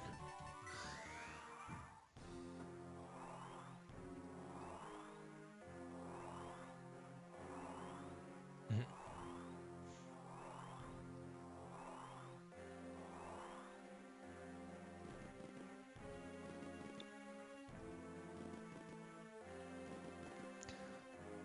So that's already a plus over a number of other chapters that I've played, in that the enemies will actually move on their own instead of waiting for me to get there.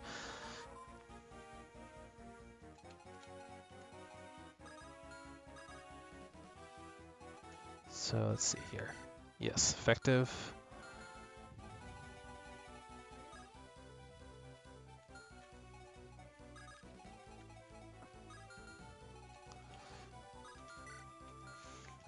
The Draco zombies are actually going to take chunks out of Ty, because defense doesn't matter.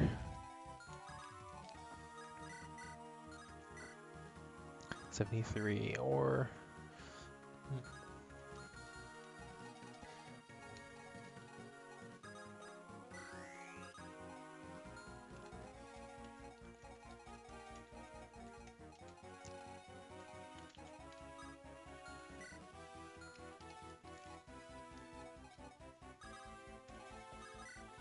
Fixed? Not fixed. So yeah, this is still bugged.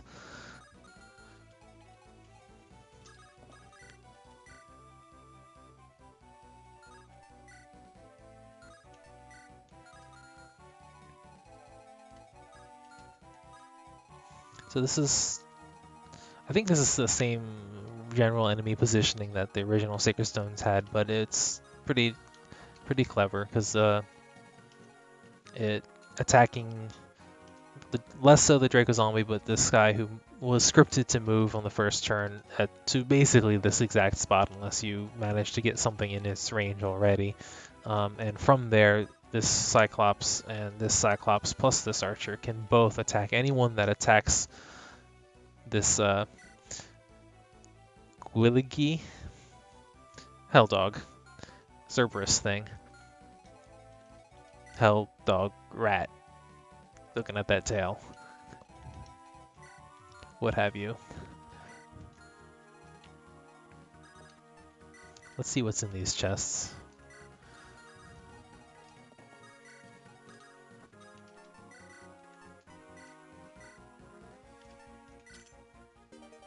Oh, there's a legendary axe that I thought I already had, but maybe I didn't. I didn't bring anyone who can use it anyway.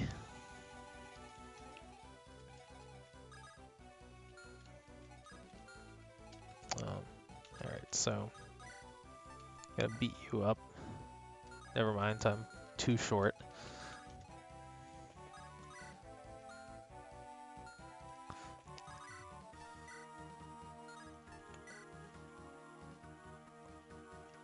How much HP do you actually have? I can't tell. Alright. This won't kill me.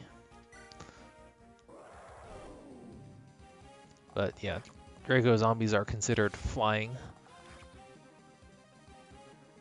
So they take effective damage from bows. Even the regular bows, not just the legendary one.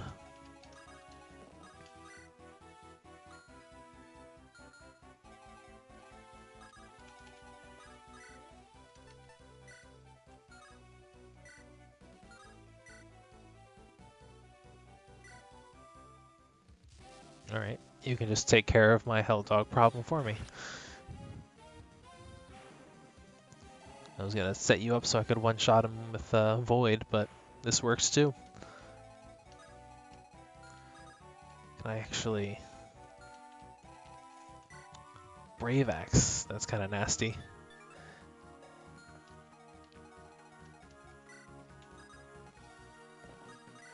But...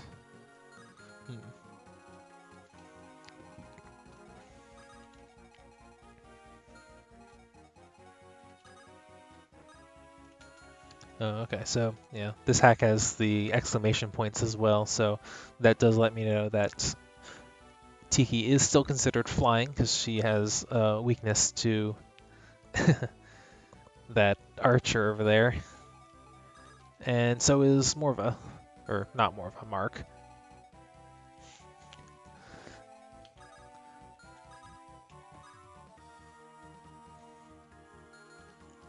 Let me see.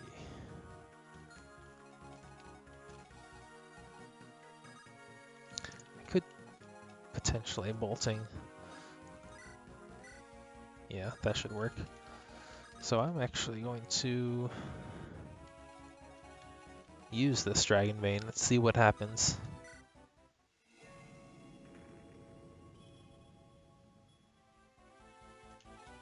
Oh, right, that immobilizes too. So, yeah, -4.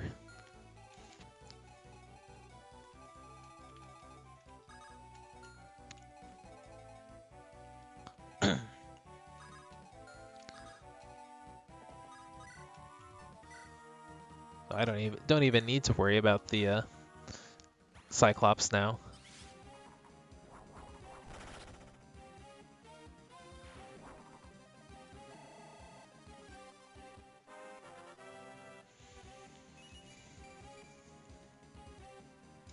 The children's system is a interesting topic. I personally like the kids, but I can definitely understand why some people don't. And I do think that Awakening and Fates both did a poor job of poor job handling the kids plot-wise. So while they were still kind of fun to play with, gameplay-wise, they left something to be desired in terms of their relevance. And I think Fire Emblem 4 got it right in that regard, like having this generations be distinctive, gave immediate relevance to the children characters. They had a reason to be there, and I think that was something that's really important that was lacking from Fates and Awakening.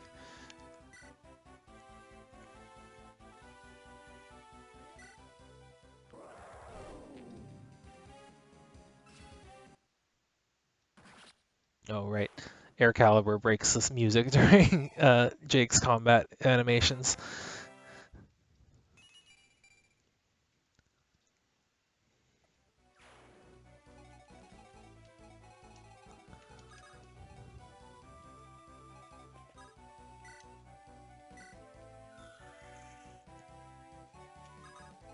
So I'm actually going to keep moving here. I actually should have danced for Jake. As I was inputting the command, I was thinking, oh, I should heal up Samson, but Samson's not in danger. I should use this character to attack instead.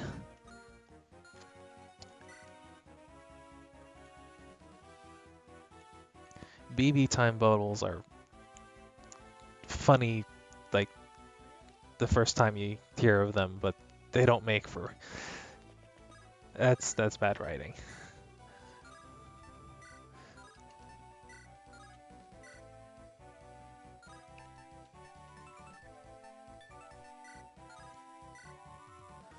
Well, I'm not doing 100 damage with either of these. I'm gonna go for the one that has slightly higher crit.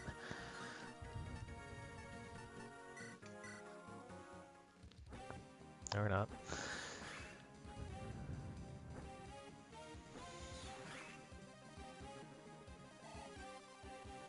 I like a lot of the kids' personalities. They're amongst several of the children characters are among my favorite characters in the series. But again, I don't think they were included in a good way.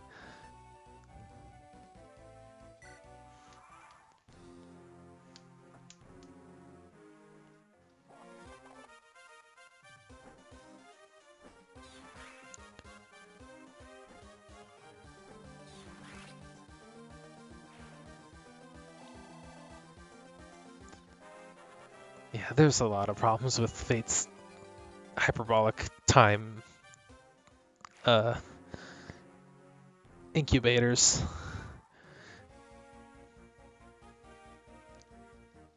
Oh, is this every stat ailment? Okay. Yeah, I don't need to sit through all of those.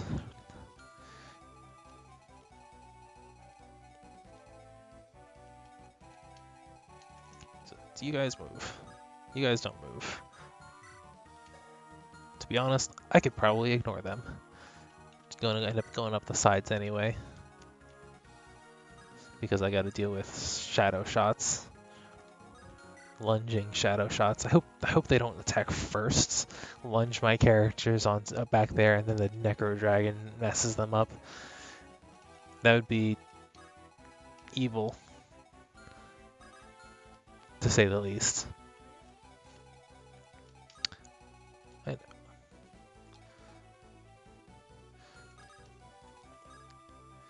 To which end? Let's see if we can get you to lunge a Phantom, and then first off, this will tell me if you move. If that Gorgon moves on player enemy phase, they might not.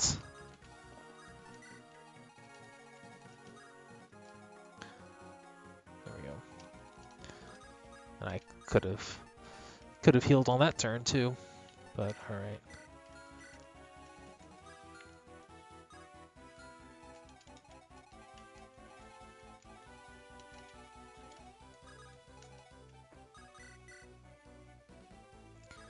I am now very glad that I gave Tiki that HP, that Angelic Rope, because she survives with 1 hit point here.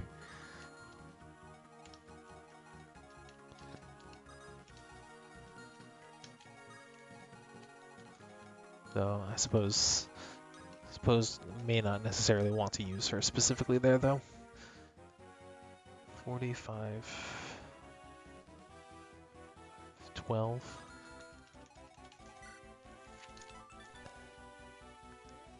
-21 minus 3 is 18 plus 28, 31.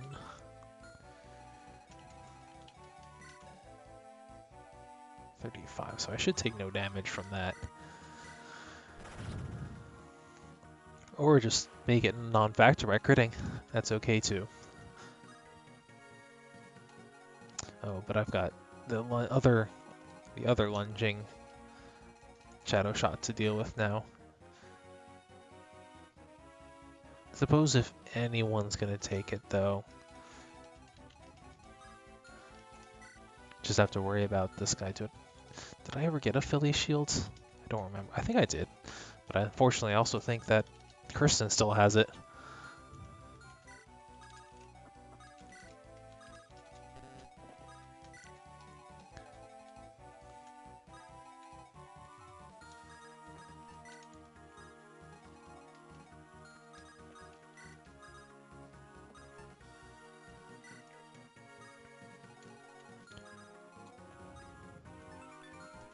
So you got my other chest key. Let's see what's in the other chests.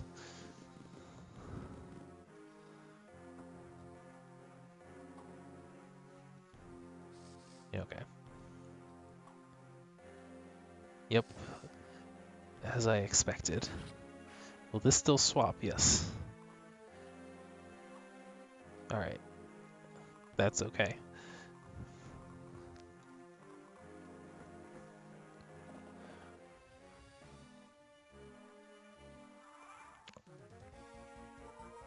Oh yeah. Awakening handled it slightly better, by at least trying to maybe not explain the mechanism of how they all came back, but the whole fact that they traveled through time, they at least tried to cover it. They said that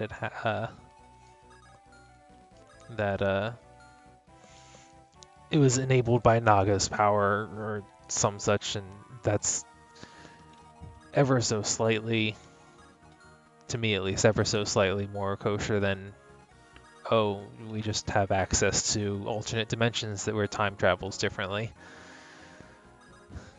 I wasn't a big fan of the My Castle either for that general reason. It just seemed kind of extraneous.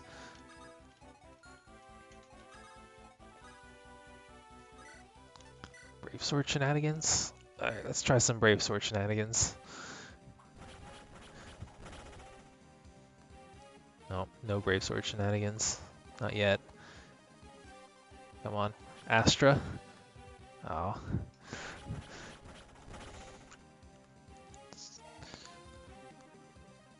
Is it possible for Astra to proc on all 4 of her Brave Sword attacks and result in a total of 20 hits? Each one could potentially crit. It's as amazing as it sounds.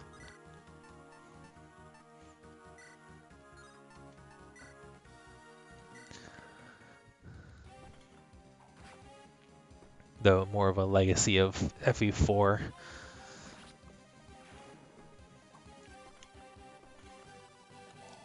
Actually, it wouldn't be quite as amazing in this game because I believe it's halved.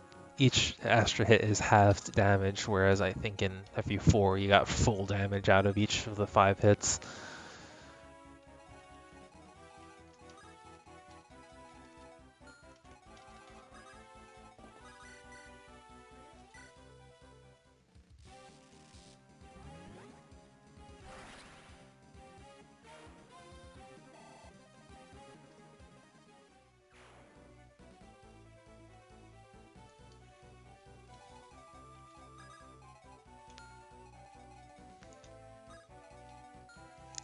Who still has all of this attack range? Oh, okay, this guy's still alive. Right. Oh, bonds, okay. I should give that to someone else.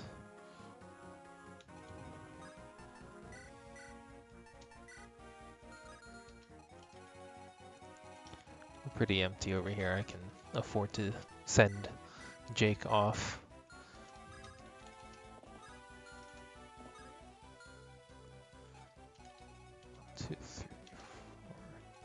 One, two, three, four. 8. 1, 2, 3, 4, 5, 6, 7.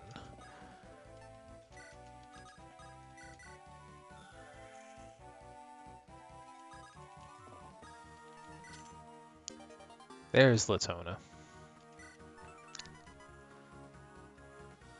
That tells me nothing. I think Prin can use it. Yeah.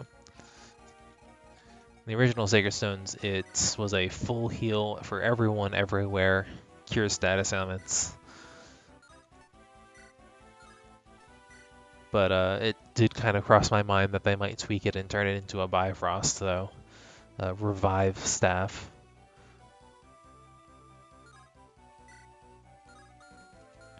Do I want Samson, or do I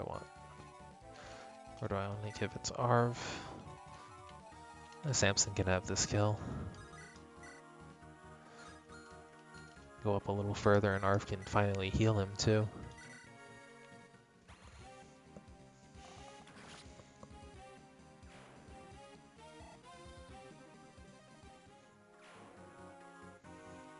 But yeah, I think Awakening's kids also made a little more sense in how you found them too, because it kind of, if they got separated, it made sense that they were kind of out trying to survive on their own, whereas in Fates, the kids were supposed to be under watch, and then enemy person's shadow troops somehow managed to get to them in their safe pocket dimensions, so then you have to go rescue them, except sometimes you don't know about that and you just happen to come upon rescuing them.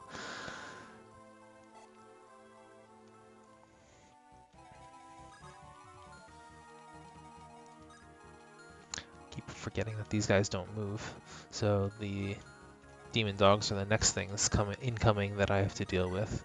Okay. They will double Tiki, but they probably won't hurt much. 30. She's got 20 something.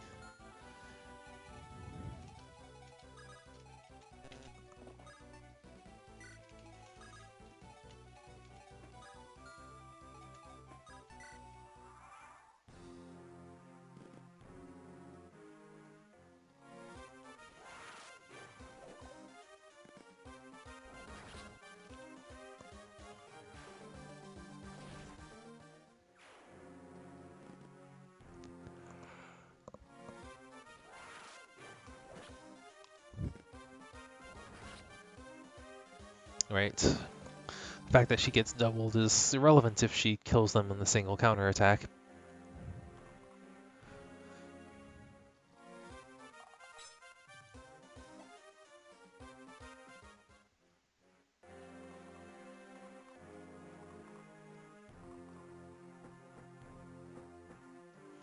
Oh yeah, there are gargoyles coming in on the side.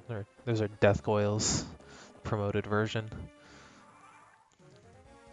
It's an upgrade, so they have to sound edgier. What do you actually have? Well, you've got a skill. Oh, quick burn. Spear and spear. Okay. Guess who has spear breaker? Arv. I'll even give you Nosferatu. 19. You'll probably get doubled, but we'll see. Wow, you got long range. Alright, you can come after Samson if you want.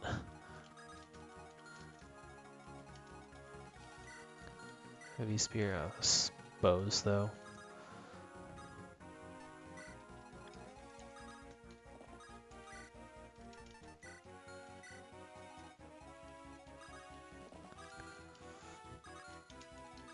Well, the reinforcements have been kind of tame so far, so it's not all bad. Having to deal with some reinforcements isn't awful. Oh, they hit pretty hard. They got capped strength. Like Tai taking double-digit damage against from something. Wow.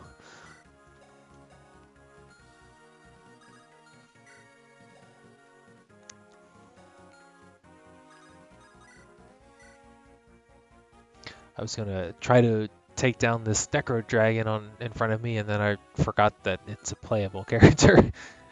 Oops.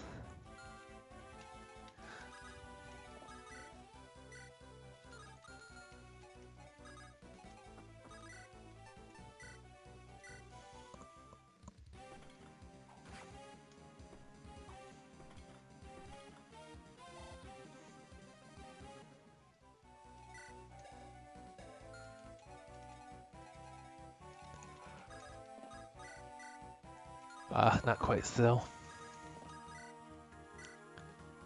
Well, she's got the speed.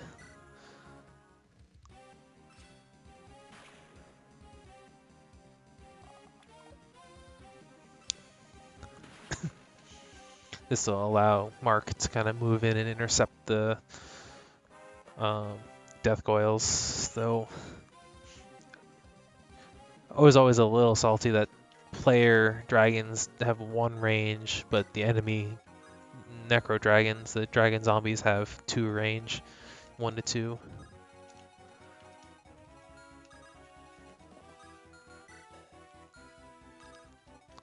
Prin's actually really sturdy for a healer. She's got great defense, so she can actually handle an attack or two as well. And I did not bring a Lance Reaver, so I will not be putting Anna in range of those. She can come over and play with the Cyclopses, maybe. Haven't decided yet if I actually want to deal with them.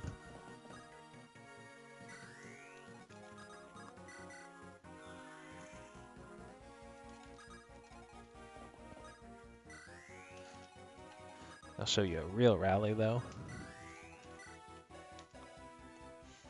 Hey, he actually has non-negligible speed. Is that a...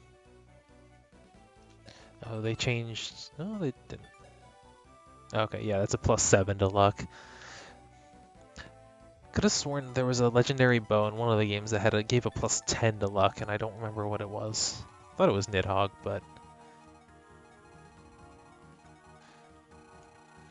You still want to see it, though.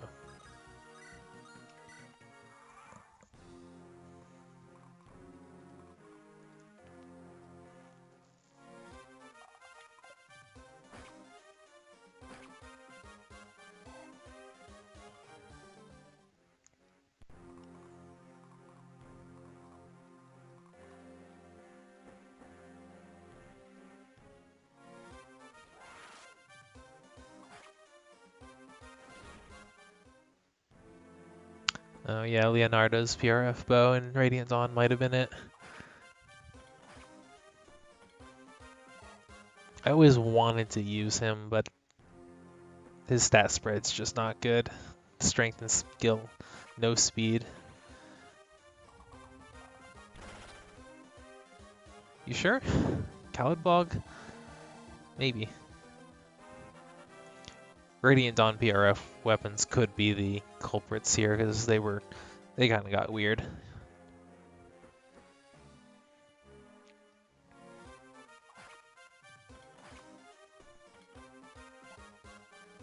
Oh, is this 20? Yeah, capped level.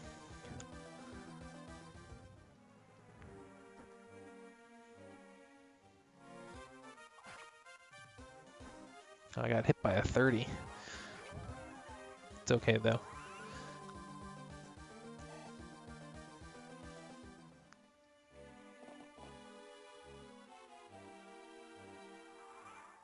Yeah, more of the same. I suppose that, well, I'm dealing with reinforcements down the center too, so I'm like, maybe these death coils are there to kind of make it a little trickier to go up the sides, but you've got the flood of stuff coming in from the center too. Though I think I'm actually still going to go to the sides, mostly because it gives me... Once I clear out these Drago zombies, I have a lot more space to deal with the reinforcements instead of having to clear out almost 300 hit points worth of Cyclops.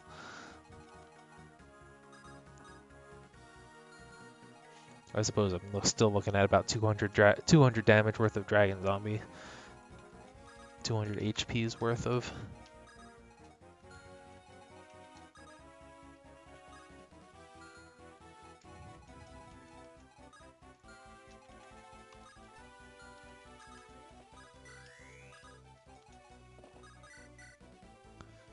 Air Caliber. Nice. I like Mage Knight's crit animation.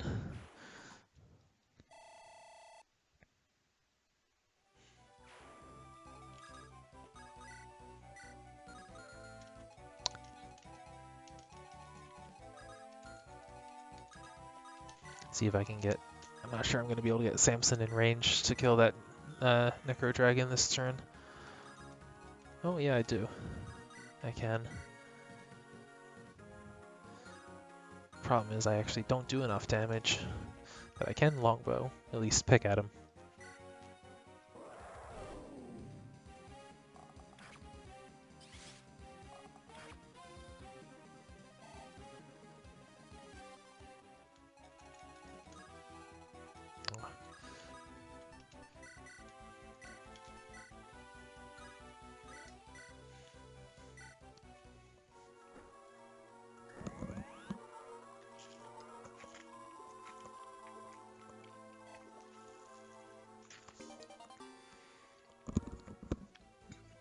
Yep, it's just been Fire Emblem chatter, appropriate for the stream context.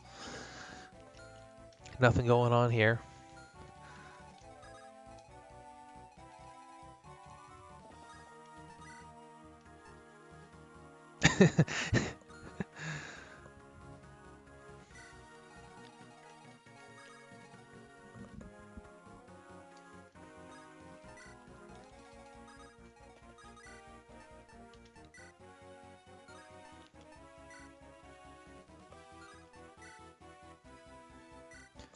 Well, Duelist Blow and Lucky Sevens putting in work as usual.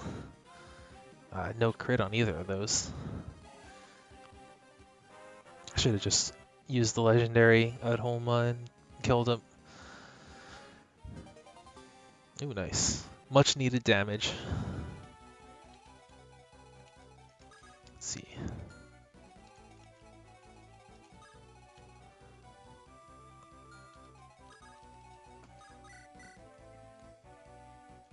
Gotta remember, let's see. They do 4 damage or 1 damage. Alright.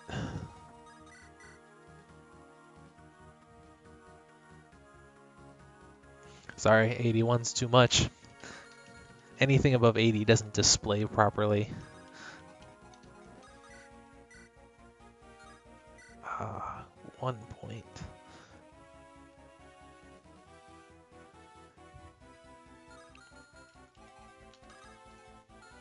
Suppose it is more important to get rid of these two death coils rather than... I can't kill either of these.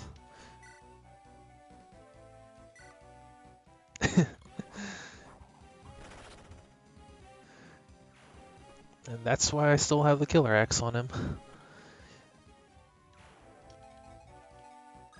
Cool. So Prince should be able to, yeah.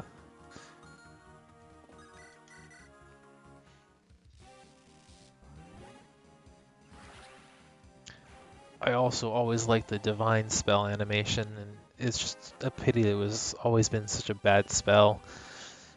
Not enough might for justify its weight. But this lets me poke at the... Okay, these have 90 HP.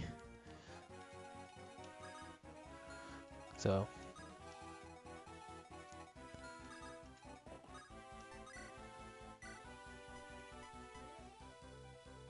Am I gonna heal enough to actually survive? Let's see, 19, 29? I might not, so I should probably rescue instead.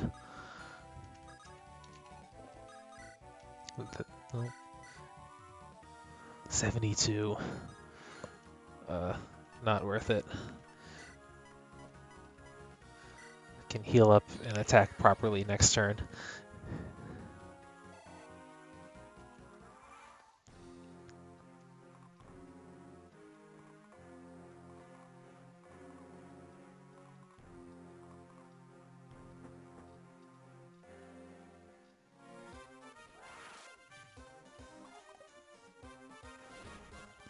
Oh, yeah, I mathed too quickly, but it's alright.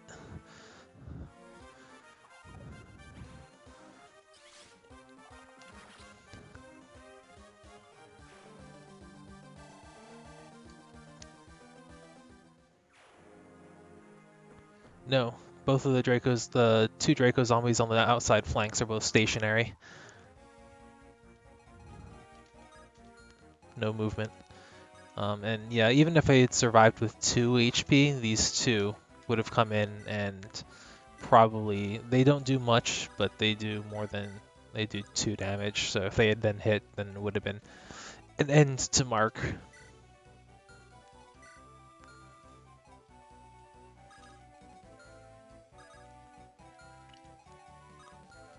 Alright, so I gotta do something about this incoming stream of enemies. Got a heavy spear and a halberd. As long as I take care of the heavy spear, we should be okay, mostly. Once again, just shy of doing enough damage.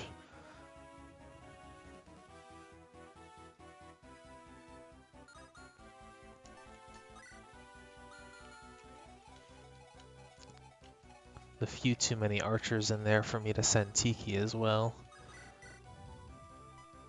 I also just barely can't kill these guys too. Man, I put Rally Man in the wrong place. I needed him over here.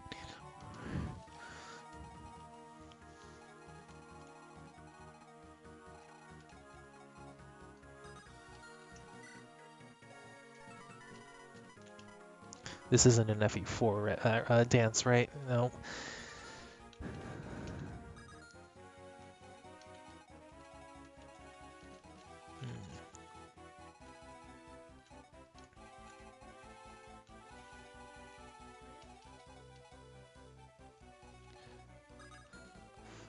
Not exactly sitting easy over here either. Rune swords are okay though. They're blessedly unthreatening. Killer bow's not fun though.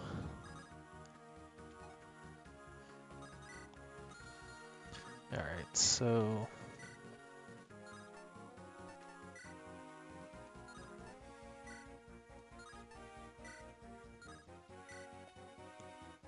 I just, once again, just barely can't kill there.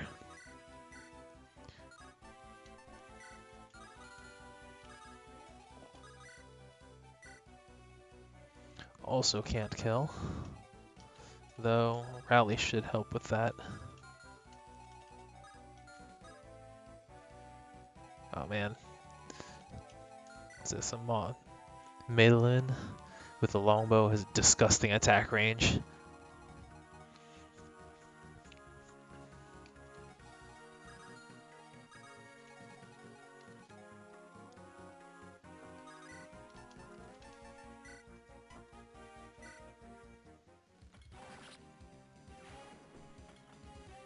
We'll start with that.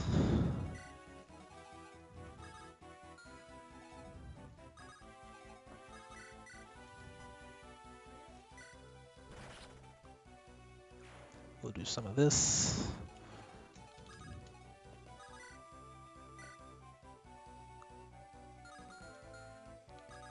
Which of these is easier to kill? 7, 7, 9, okay. Let the Mage Knights handle them.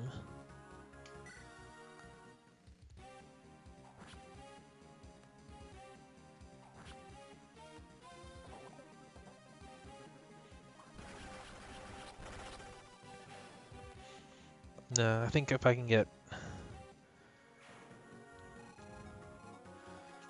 Void up here, she can kill this guy and then tank these two with no problem. I don't think these two are very threatening to any of my characters over here. I just need to find the right combination to kill both of them.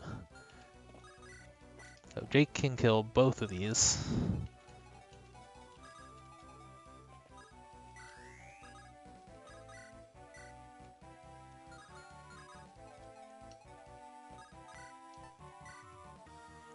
That would work now. Would this actually, no, not quite.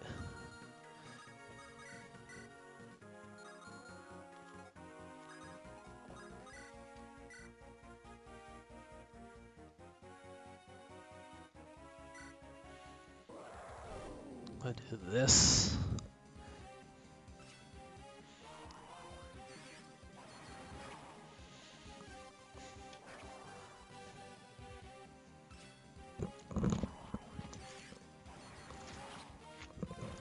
It would have been nice if I could have dodged that 55, but I was prepared to take that hit.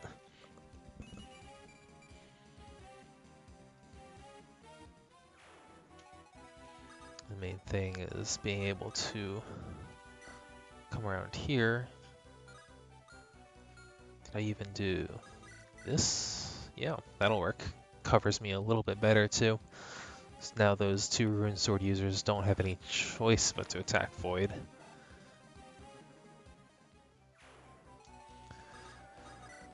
And Nidhogg isn't quite enough, but I have a Brave Bow for those times when I'm not quite fast enough.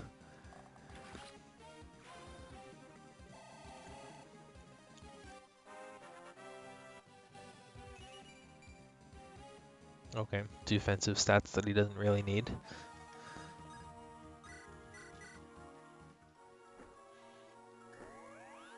Oh, forgot to skip this.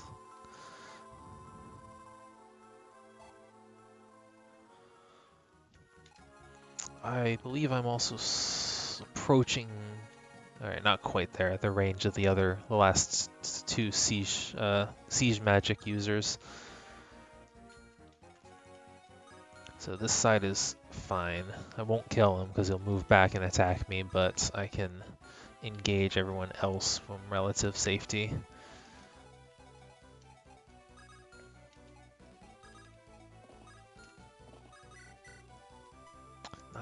Not fast enough to double.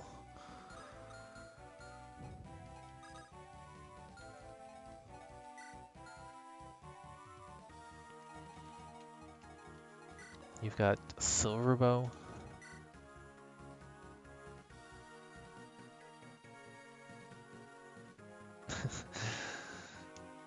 Yeah, not doubling anything with 12 speed. Even the super slow stuff.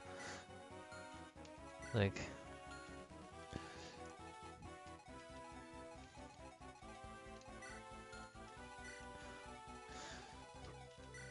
Even the Draco zombies only have 9 speed, but he still can't double them.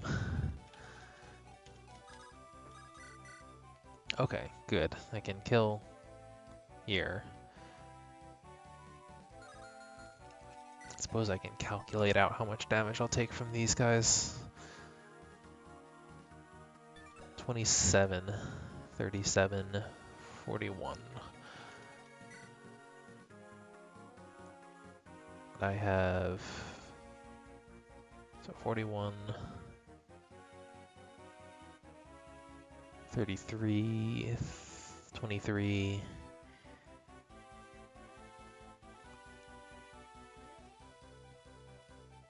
18.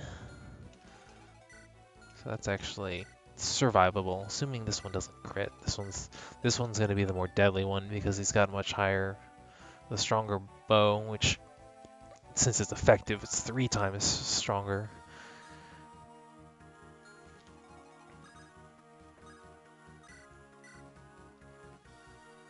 I'm gonna have to risk a killer bow shots because I have to then rescue Tiki out of range of the silver bow user.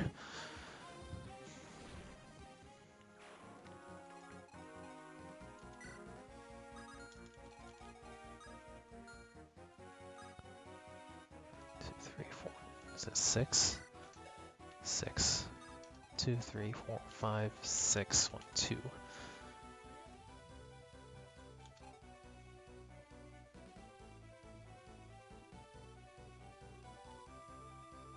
So right here.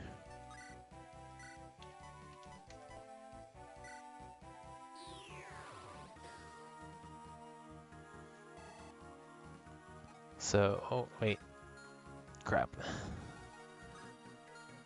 Mistakes were made.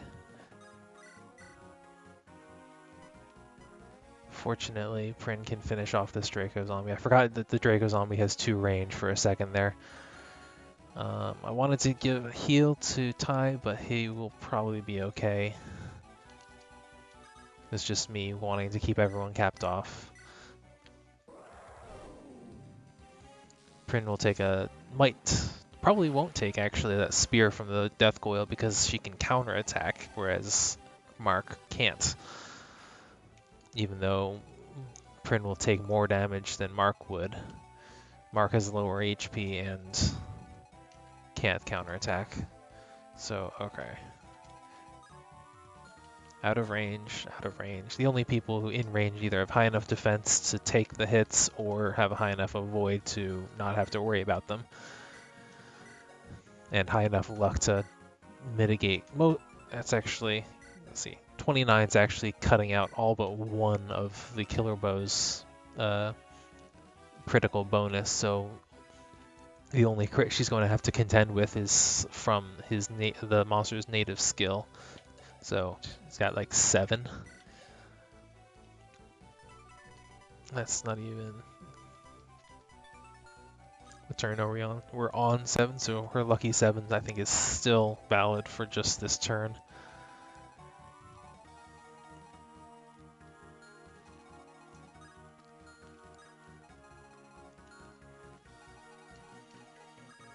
And I can even throw a Phantom over that way to kind of muddy the targets up some more.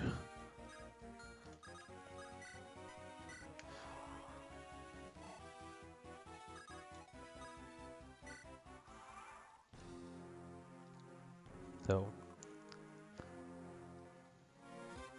I'd say they were about halfway done this chapter. We're almost through all of the starting enemies, so basically just reinforcements and a few stragglers.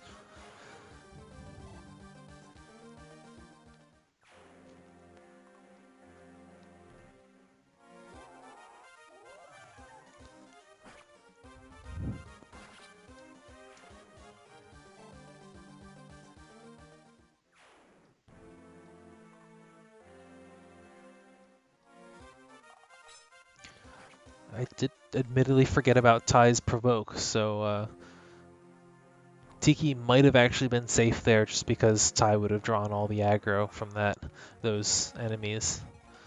They didn't even want to attack the Phantom.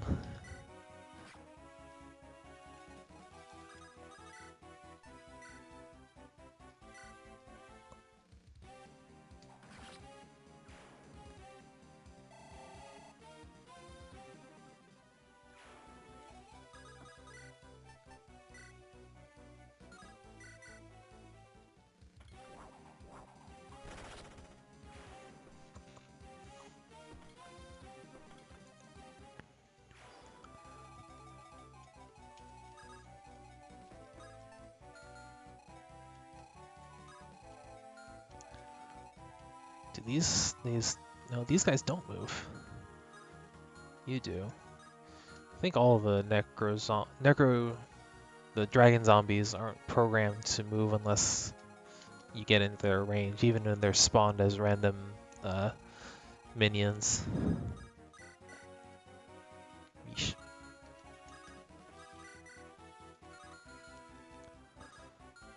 Alright, just gotta mark some heals, let him continue going to town on these guys.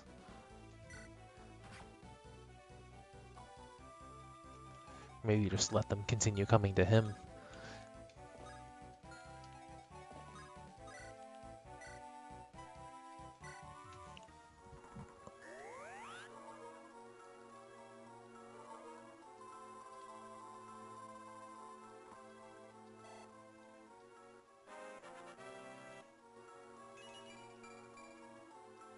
More defense.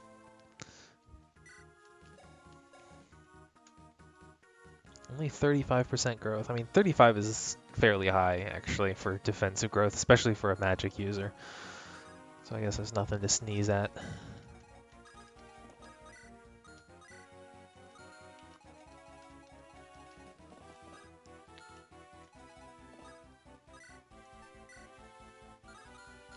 It's not worth the risk.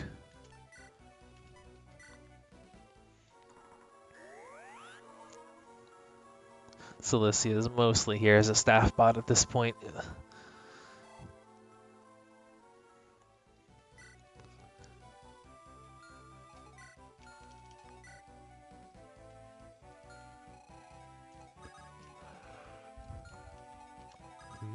Oh, interesting. This is not considered a wall. Can actually pass through that. If I had a flying unit, they'd be able to fly through there.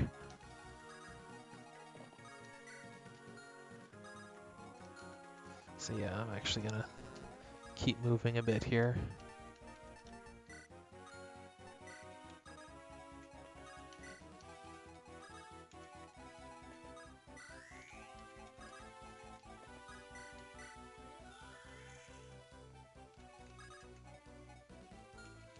Actually, I should be wary that, yeah, these guys can fly through there. I was just... Flying units can fly through there. I don't have any flying units, but the enemy does. Oops.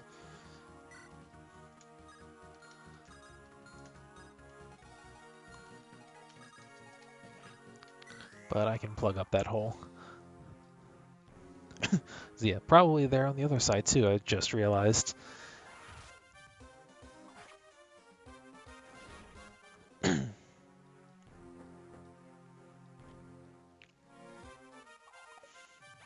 If that was intentional, it's kind of nasty.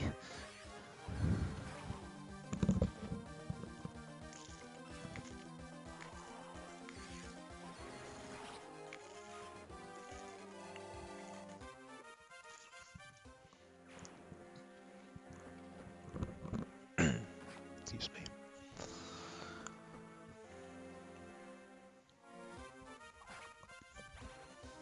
Oh, it hit me. I pay him back with a crit.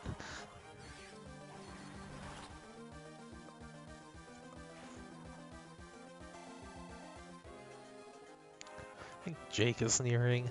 Oh, just hit 15. So what's his level 15 skill? Oh, okay, they get quick burn.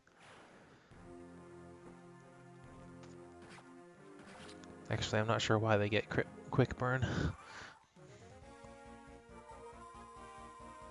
Oh, yeah. Bonds plus Amaterasu, two passive healing skills when they stack together and actually produce, I think, almost 50% healing. Right? 20% and actually that's 30% because I think this is only 10. Yeah, so 30% is still pretty sizable.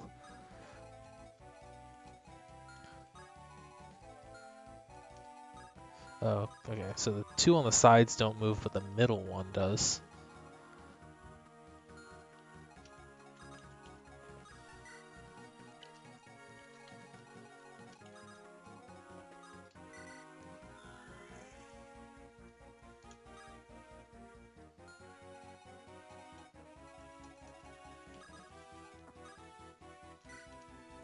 You gotta just start moving Mark back in, because these, to him, the death coils are basically just an annoyance.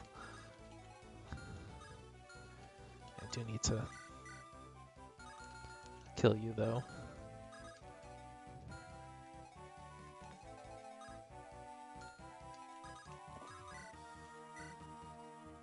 She was fast enough to double, but she gets hit back pretty hard.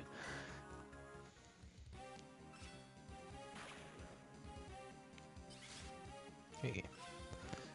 That actually might secure the kill here. That'll be good.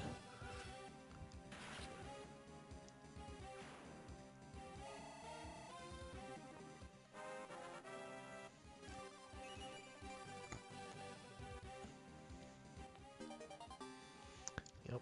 More quick burn.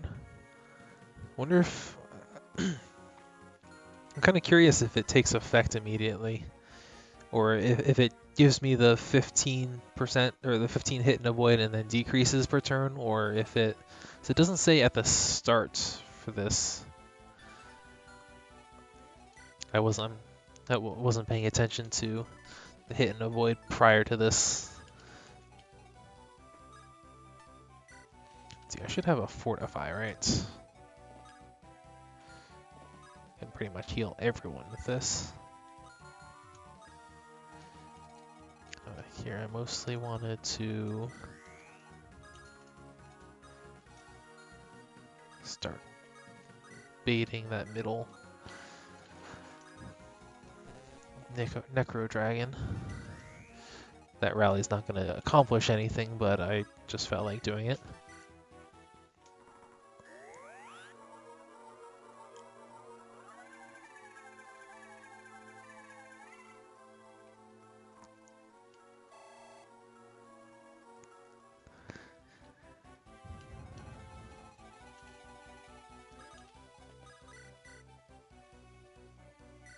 Sure. I was gonna say if he missed all 4 of those, that'd be hilarious.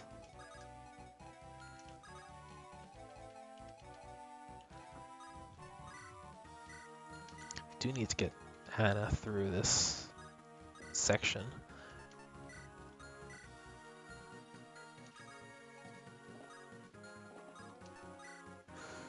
Void has charm. No, not charm. Someone got charm. Could have sworn. Oh. There we are. Prin. Oh, that's just offensive. Okay. It's not a defensive one.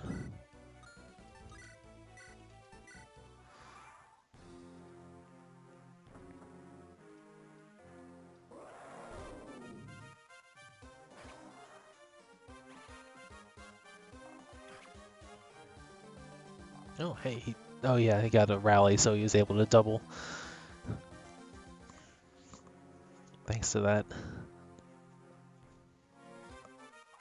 Crit for me? Ah. Oh. I don't think a crit would have killed anyway. There's a few more reinforcements than last time, wasn't that? They all have spears? They all have spears. Okay. These are it's a kind of clever reinforcement position because these guys can continue to harass even as you move on to this phase of the map at this that area.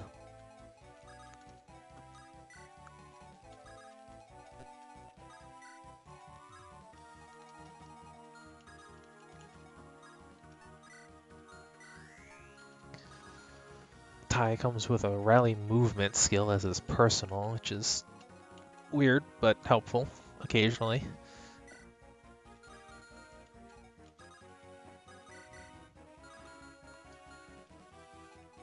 So once you die, there shouldn't be anything that can move in on me immediately.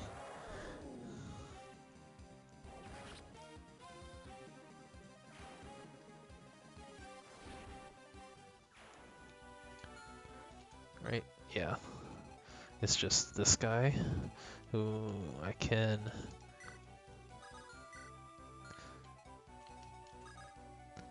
heal up and bait again.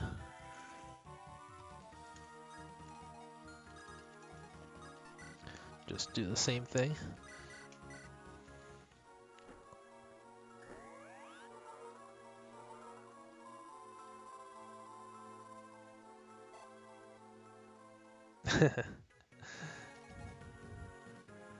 Yeah, there are several revival fountains in Echoes.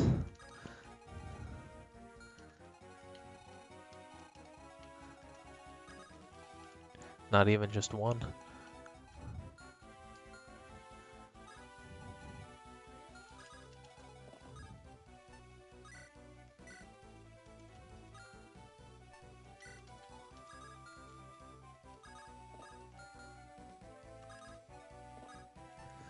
Because you never, I assume you can't bring Leon back because you didn't recruit him in the first place.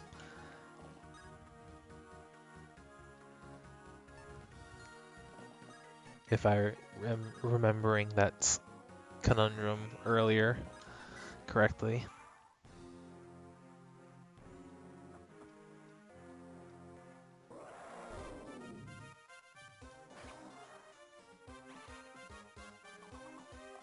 Okay, we're just gonna take care of this Drago zombie right now.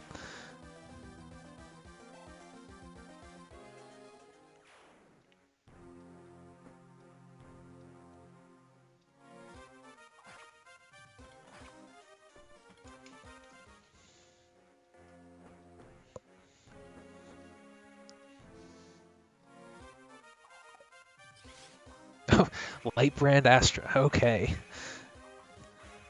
Gets, was it 25 damage out of it? Still not enough to kill.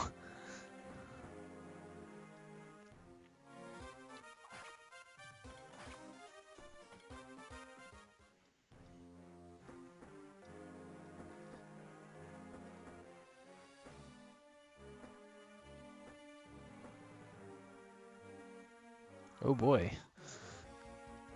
Generic enemy phantoms. They still have zero defense and res though.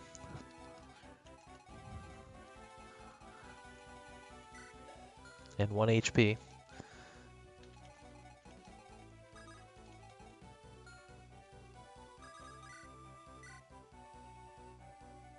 I'm just gonna kill you so you don't keep haunting me.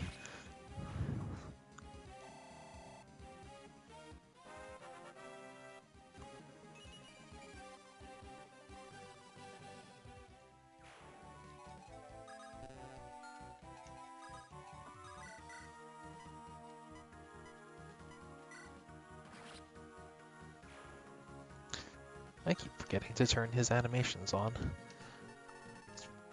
Expecting him just to be a Draco zombie, but still. The phantoms don't have animations either. Someone did make a pretty good custom animation for phantoms specifically.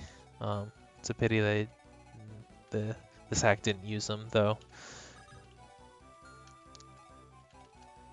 It was made on a tight schedule, so I suppose I can understand it.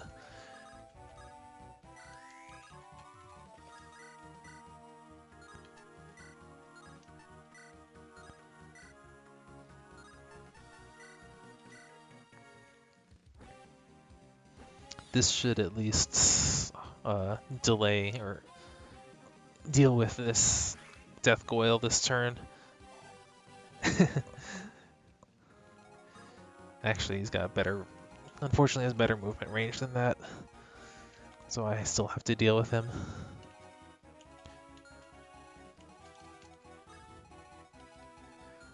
Alright, so just start calling out targets. Am I gonna have enough? 1, 2, 3, 4, 5. 1, 2, 3, 4, 5. I do have enough. Though I have to be conservative about it.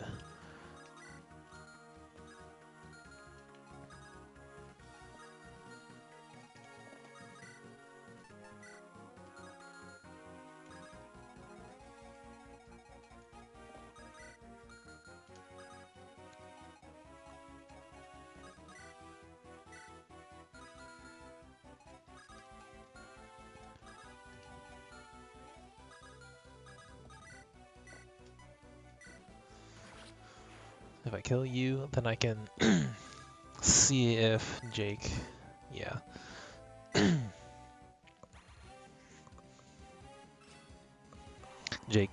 Jake's one of the few people who can one-round these death coils reliably thanks to his effective weapon.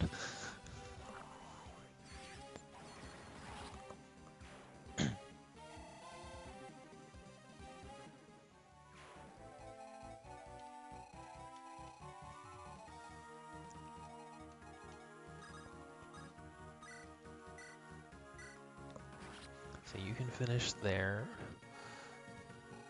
I have to make sure I'm gonna wander into your range, aren't I? I just remember them. Alright.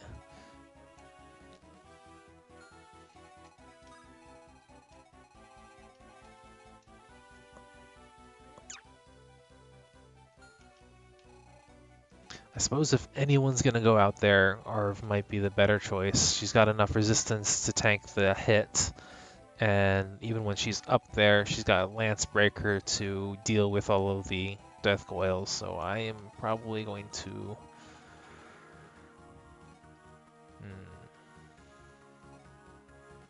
Unfortunately, well, can I... not without leaving this Phantom alive.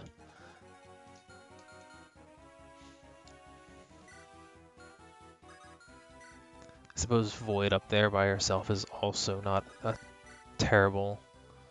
Why is she taking 0? Does this...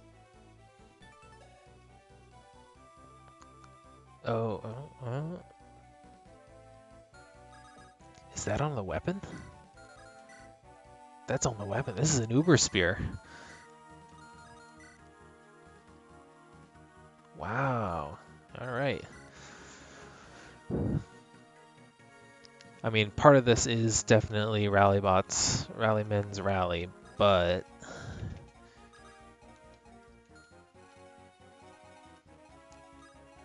It's not just that.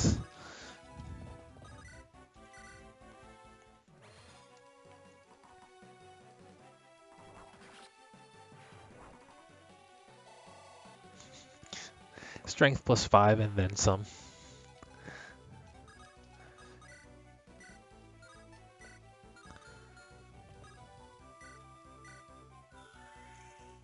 Bryn can take care of this other Phantom. Got a 100% hit as opposed to an 80 something. As good as 87 is. Yeah, I was expecting something like this. It's really cool that they did program the AI to use lunge properly in the GBA system.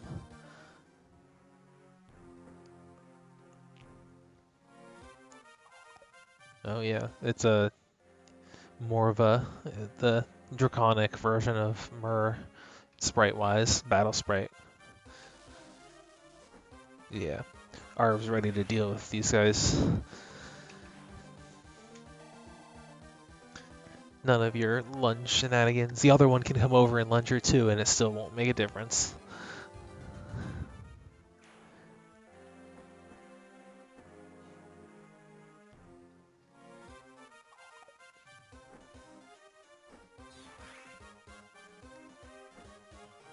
Oh, she even has enough base attack now to kill some of them. Just barely. After the, actually I'm not sure if she got a rally.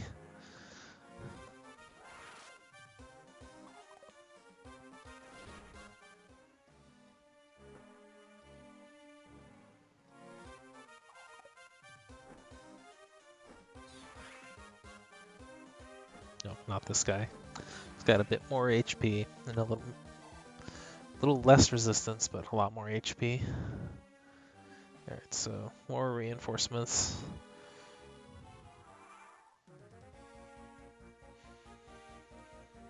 Alright, I am still grouping up in here, but they are starting to get a little annoying.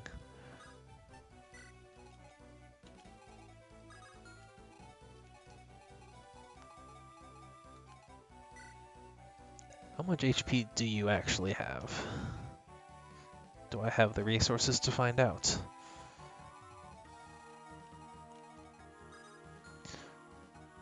Alright.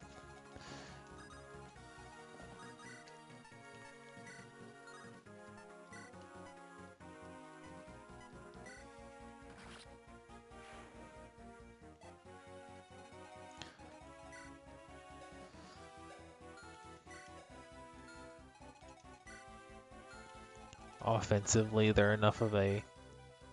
Well, maybe... Oh yeah, if I've got Edgeworth in here, he can't take a hit from anything, so I do have to deal with them. I could Dragonbane.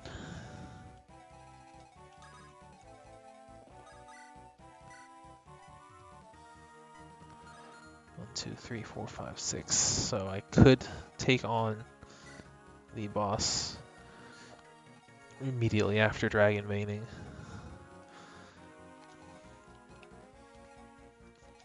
1, 2, 3, 4, 5, 6. Only 6 enemies to deal with on this turn. So I have to remember move. It's always a little awkward that he has a little bit of shimmy range.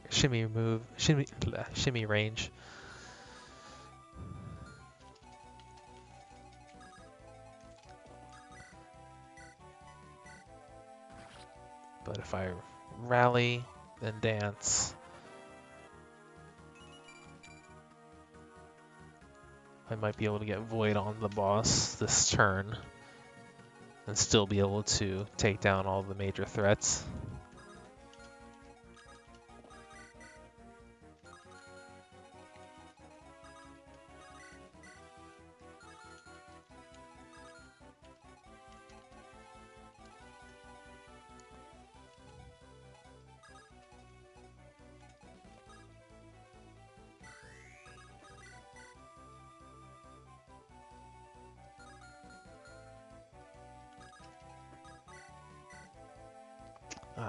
Don't have quite enough HP for that, unfortunately.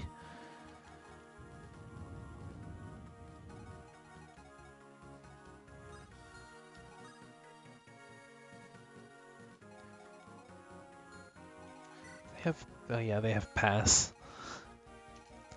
Not that I have enough units to block them off anyway, but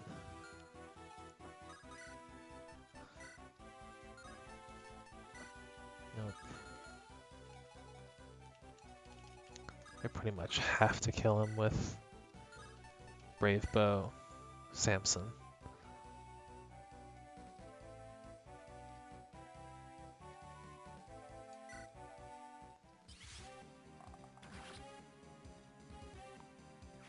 Okay.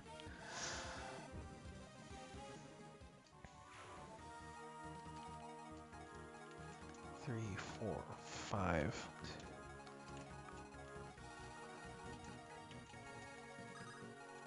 This might just work.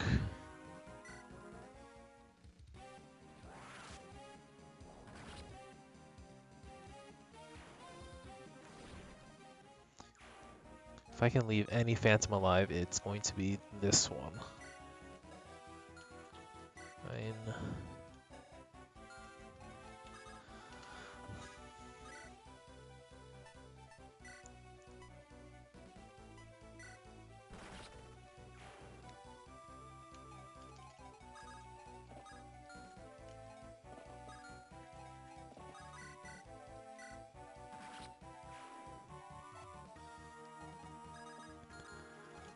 Because he cannot reach Edgeworth and is in range of Ty.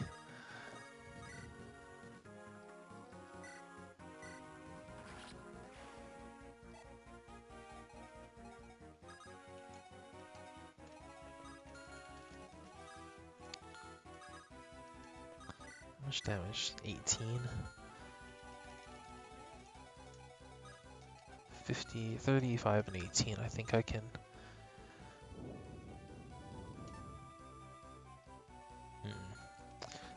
I wanted to take on the boss, but I also wanted to debuff the boss a bit before I actually tossed Void at at it. So I guess I'm not doing that this turn, but I did manage to make my zone safe.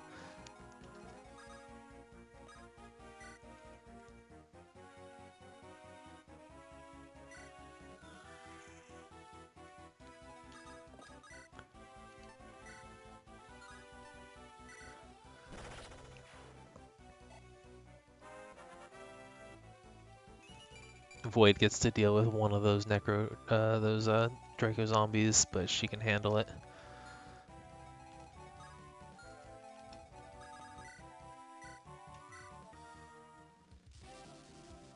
I should have, well, I was gonna say I should have actually summoned a Phantom, but I don't think one of the Death Coils probably would have popped the Phantom and nothing else would have happened with it.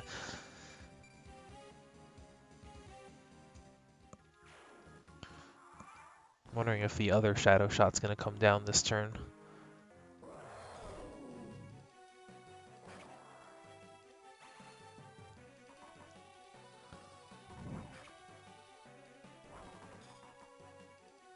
Oh, didn't actually kill.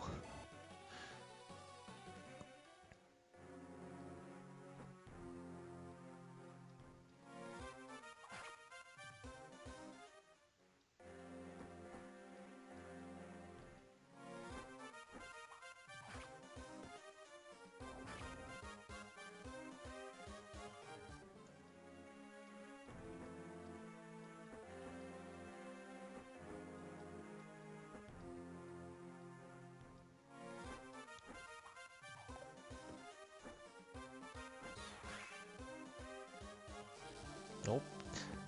We're not done with these crits. Arf can chill when the demon's dead. We're even gonna get weapon level ups.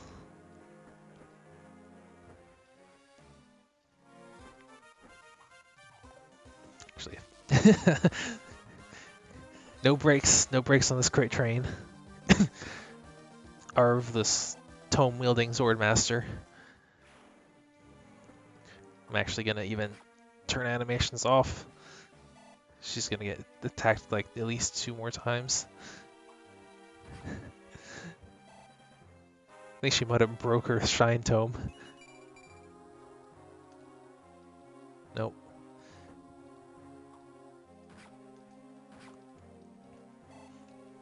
That one was just faster. Demon Eye things. Oh, with Naglfar. That's lovely. So yeah, Demon needs to die. 29.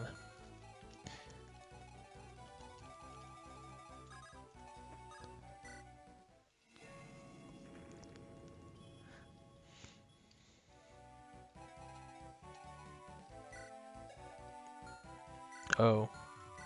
Well, that might have been a mistake. Maybe not. Did that actually do anything? Freezes enemies and on debuffs. But it didn't freeze, and it didn't debuff. I want my money back.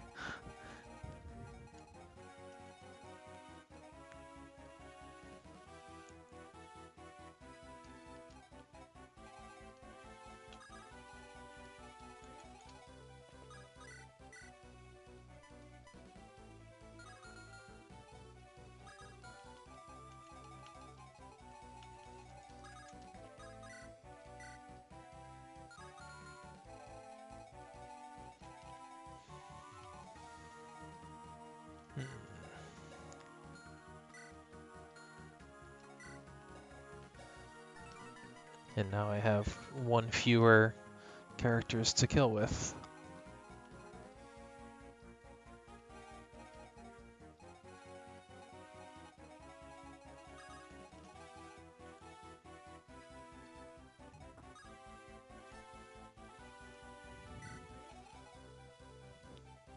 So let me see here.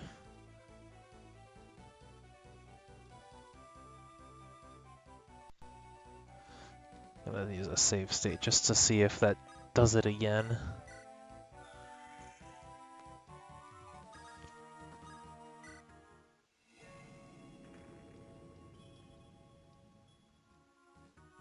Alright, that one worked properly.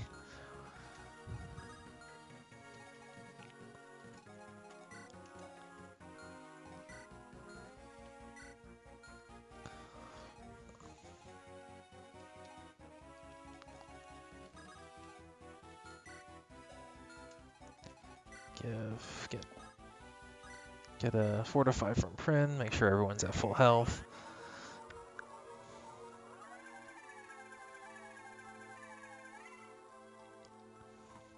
Have to go back and see if that text on the upper dragon vein said anything.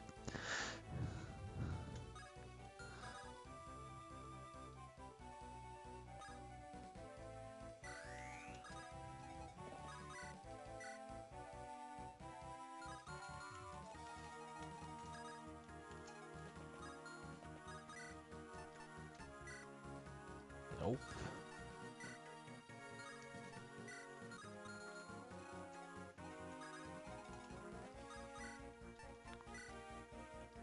Can actually survive that.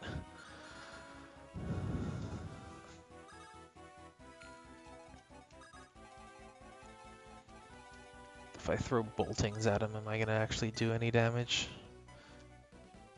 1 damage.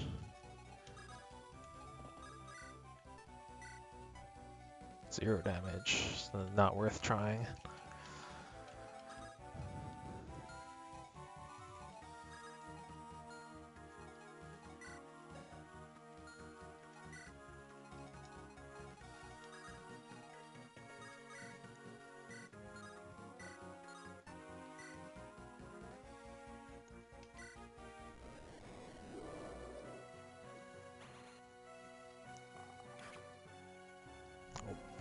Yeah, it's over 120 HP. If 32 damage still didn't bring him below 80.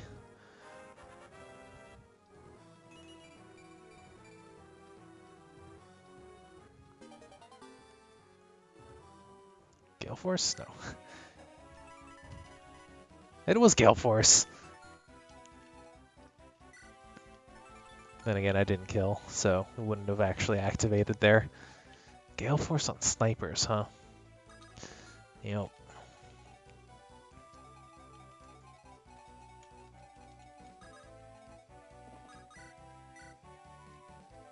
$88. Okay. So I would still need a skill proc for that to get me the kill, but actually I can finish off with Arv. 11.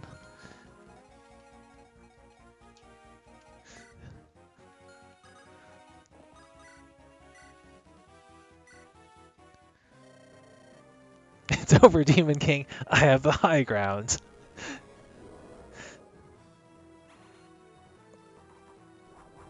Oh, we got crits.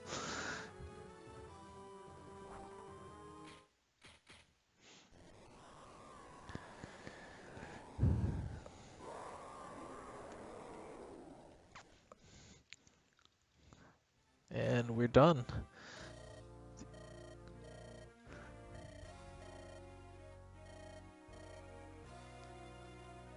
Woo!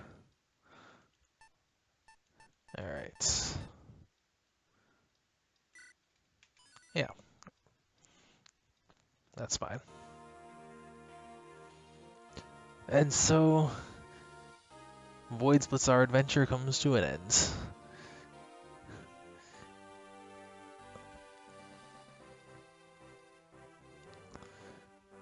Do we have... Nope, we skip all the epilogues. They didn't want to write anything. It's nice that they were able to skip them. Cool. Thanks, everyone. Thanks, everyone, for joining. That was fun. Any other Fire Emblem enthusiasts, I recommend it, especially since with the completed version, I assume is going to be a little more polished. I'll check it out myself and drop a line if it's changed significantly or improved for the better. I didn't really talk much about the actual map of the last chapter, so let me Let's do some save state stuff so we can actually look at it, because I did save a save state back here. Map design wise, they just sewed together the final chapter with the epilogue chapter, or not the epilogue, but the last chapter with the second part of the last chapter, so they just made it all one. And normally, this is, for a normal map, this is a little too big, but for like a final map, this is actually kind of okay, in my opinion. And especially with the way that they used reinforcements, it felt climactic. I was really clawing my way through here to finally get to them, especially with as I got closer, the waves of reinforcements increased in ferocity and number. And as I mentioned before, these guys appearing out here was a good placement for them, because they flew down on me when I was still at the beginning. They were able to poke through this hole and harass me even in the middle, and they were still relevant even as I was tackling this final part.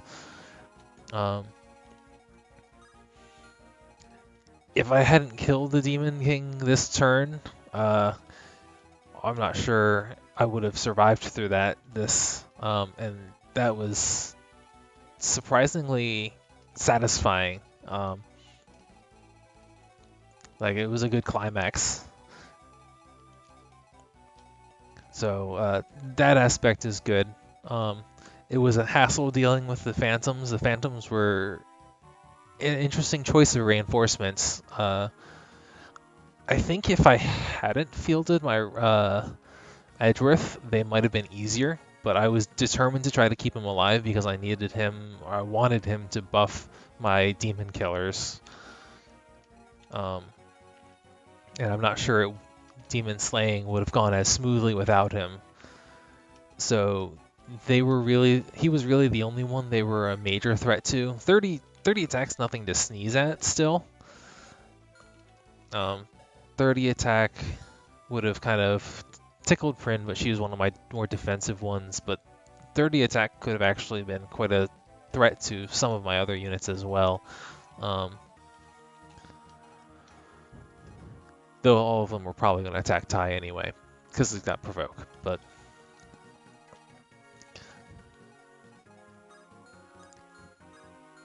all the stationary monsters were okay. There were the two Draco zombies on the side that were stationary, and then these guys in the middle. As you saw, I chose to ignore these guys. Since they're stationary, they're not coming after me, and once I'm through, I can just ignore them. You can see over here, these death coils were continuing to be a problem even in late stages of this chapter. I was a little worried on the previous turn that I would be in range of this shadow shot. And fortunately, I was just out. But if she had been three spaces closer, 1, 2, 3, she would have come down. Could have hit Void. If she didn't kill Void immediately on that, she would have lunged Void over here, and this Draco zombie would have come over and killed her. And that would have been restarting the entire chapter, because I had not been using as many save states as I should have. Samson put in a surprise performance this chapter.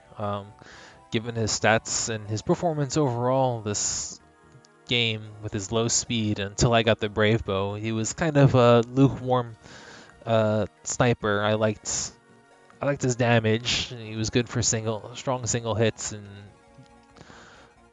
had some good use for weakening weaker units, weakening enemies for my lower level units in order to give them easier kills, since Samson does start out as a pre-promote.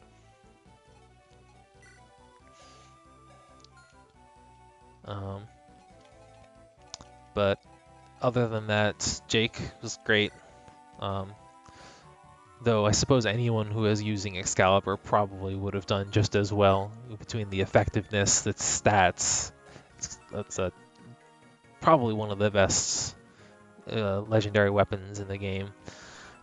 barring the super spear, the super blitz, and its ridiculous stat bonuses. This is what it gives without the rally bands, buffs, muddying things. It's apparently 10 to everything plus 20 to resistance.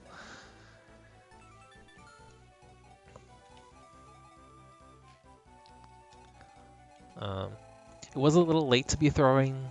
It was okay for the staff. The axe was kind of random. Why the axe of all things to be the last the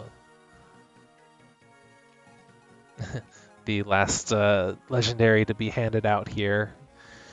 Staff because it only gets 3 uses, so by giving it in the last chapter, it helps de-incentivize saving it because this is the last chapter. There's nothing else after this. If you don't use it here, you might as well have not gotten it. Voidus and Manicheats. With these bonuses, I can certainly believe it. They're not quite the same.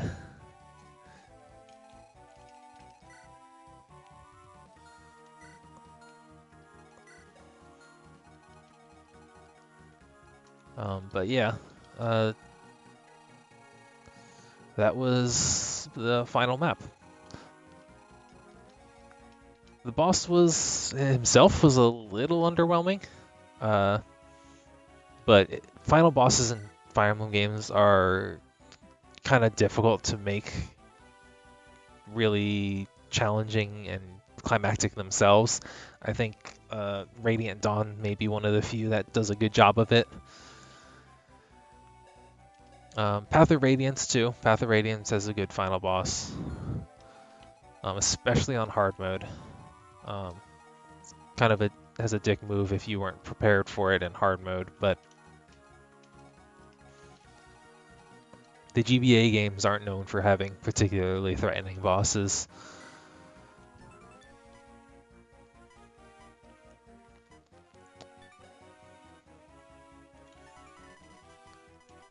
Bane was an interesting idea, but as I mentioned at the start, I think it actually makes him less threatening than his regular attacks, just having 50 might.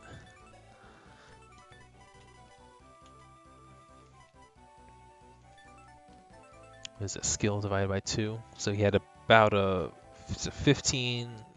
45% chance of activating Bane. Did these guys? These guys didn't have any skills, but they just come with legendary tomes, legendary enemy only tomes. Arv did a lot of work this chapter too.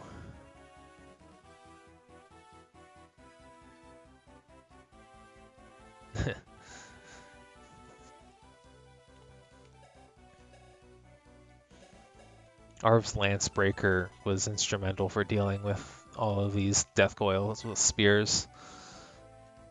And yeah, I believe, I don't know about in Shadow Dragon, but in the original Fire Emblem, it's actually, someone proved it was actually possible to beat the final boss with Marth's base stats. If you give him, well, I think it does require some stat boosts. So not quite with his base stats, but with a 0% growth, even Marth can still solo the final boss of his original game. And let's see, I think Fire Emblem 4's final boss was alright. It ended up being, like a lot of the final chapter, it ended up being kind of a... I'm kind of done with that chapter.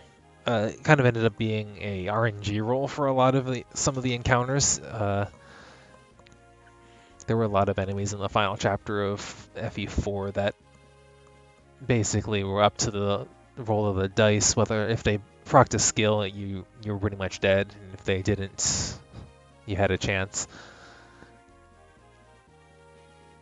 But anyway, this was a fun hack, and it was a new experience for me to stream it with everyone. So thanks again to everyone who came by, and I hope you enjoyed it. I'm probably gonna take a break for a week or so, but one of the things, maybe I will. Depends on how I feel next week. But one of the things I've been kind of in the mood for recently is I actually wanted to replay Golden Sun, and I was thinking about doing that next, trying to put that next on stream. Um, Rather than being a blind game, this is a game that I know very well, and it's actually not, it's not a Fire Emblem game, so that'll be another thing to see how well that kind of translates to a stream. But it's a game that I've kind of brought up a lot with some of my friends, talking about some of our favorite games. So this might be a good opportunity for me to show it off uh, without having to try to get my friends to actually play it. Um, it is kind of an old game at this point. The first one came out, I think, in 2001. So I definitely have some rose-tinted glasses when it comes to it, but I think it's still a very solid game on its own rights, and giving it a run with an audience might kind of help show its strengths and weaknesses overall. So that's kind of what I'd like to do next. But I'll keep you guys updated, and that is all for tonight. So it's been an interesting ride, and hope we'll get more fun going forward. So have a good night, everyone.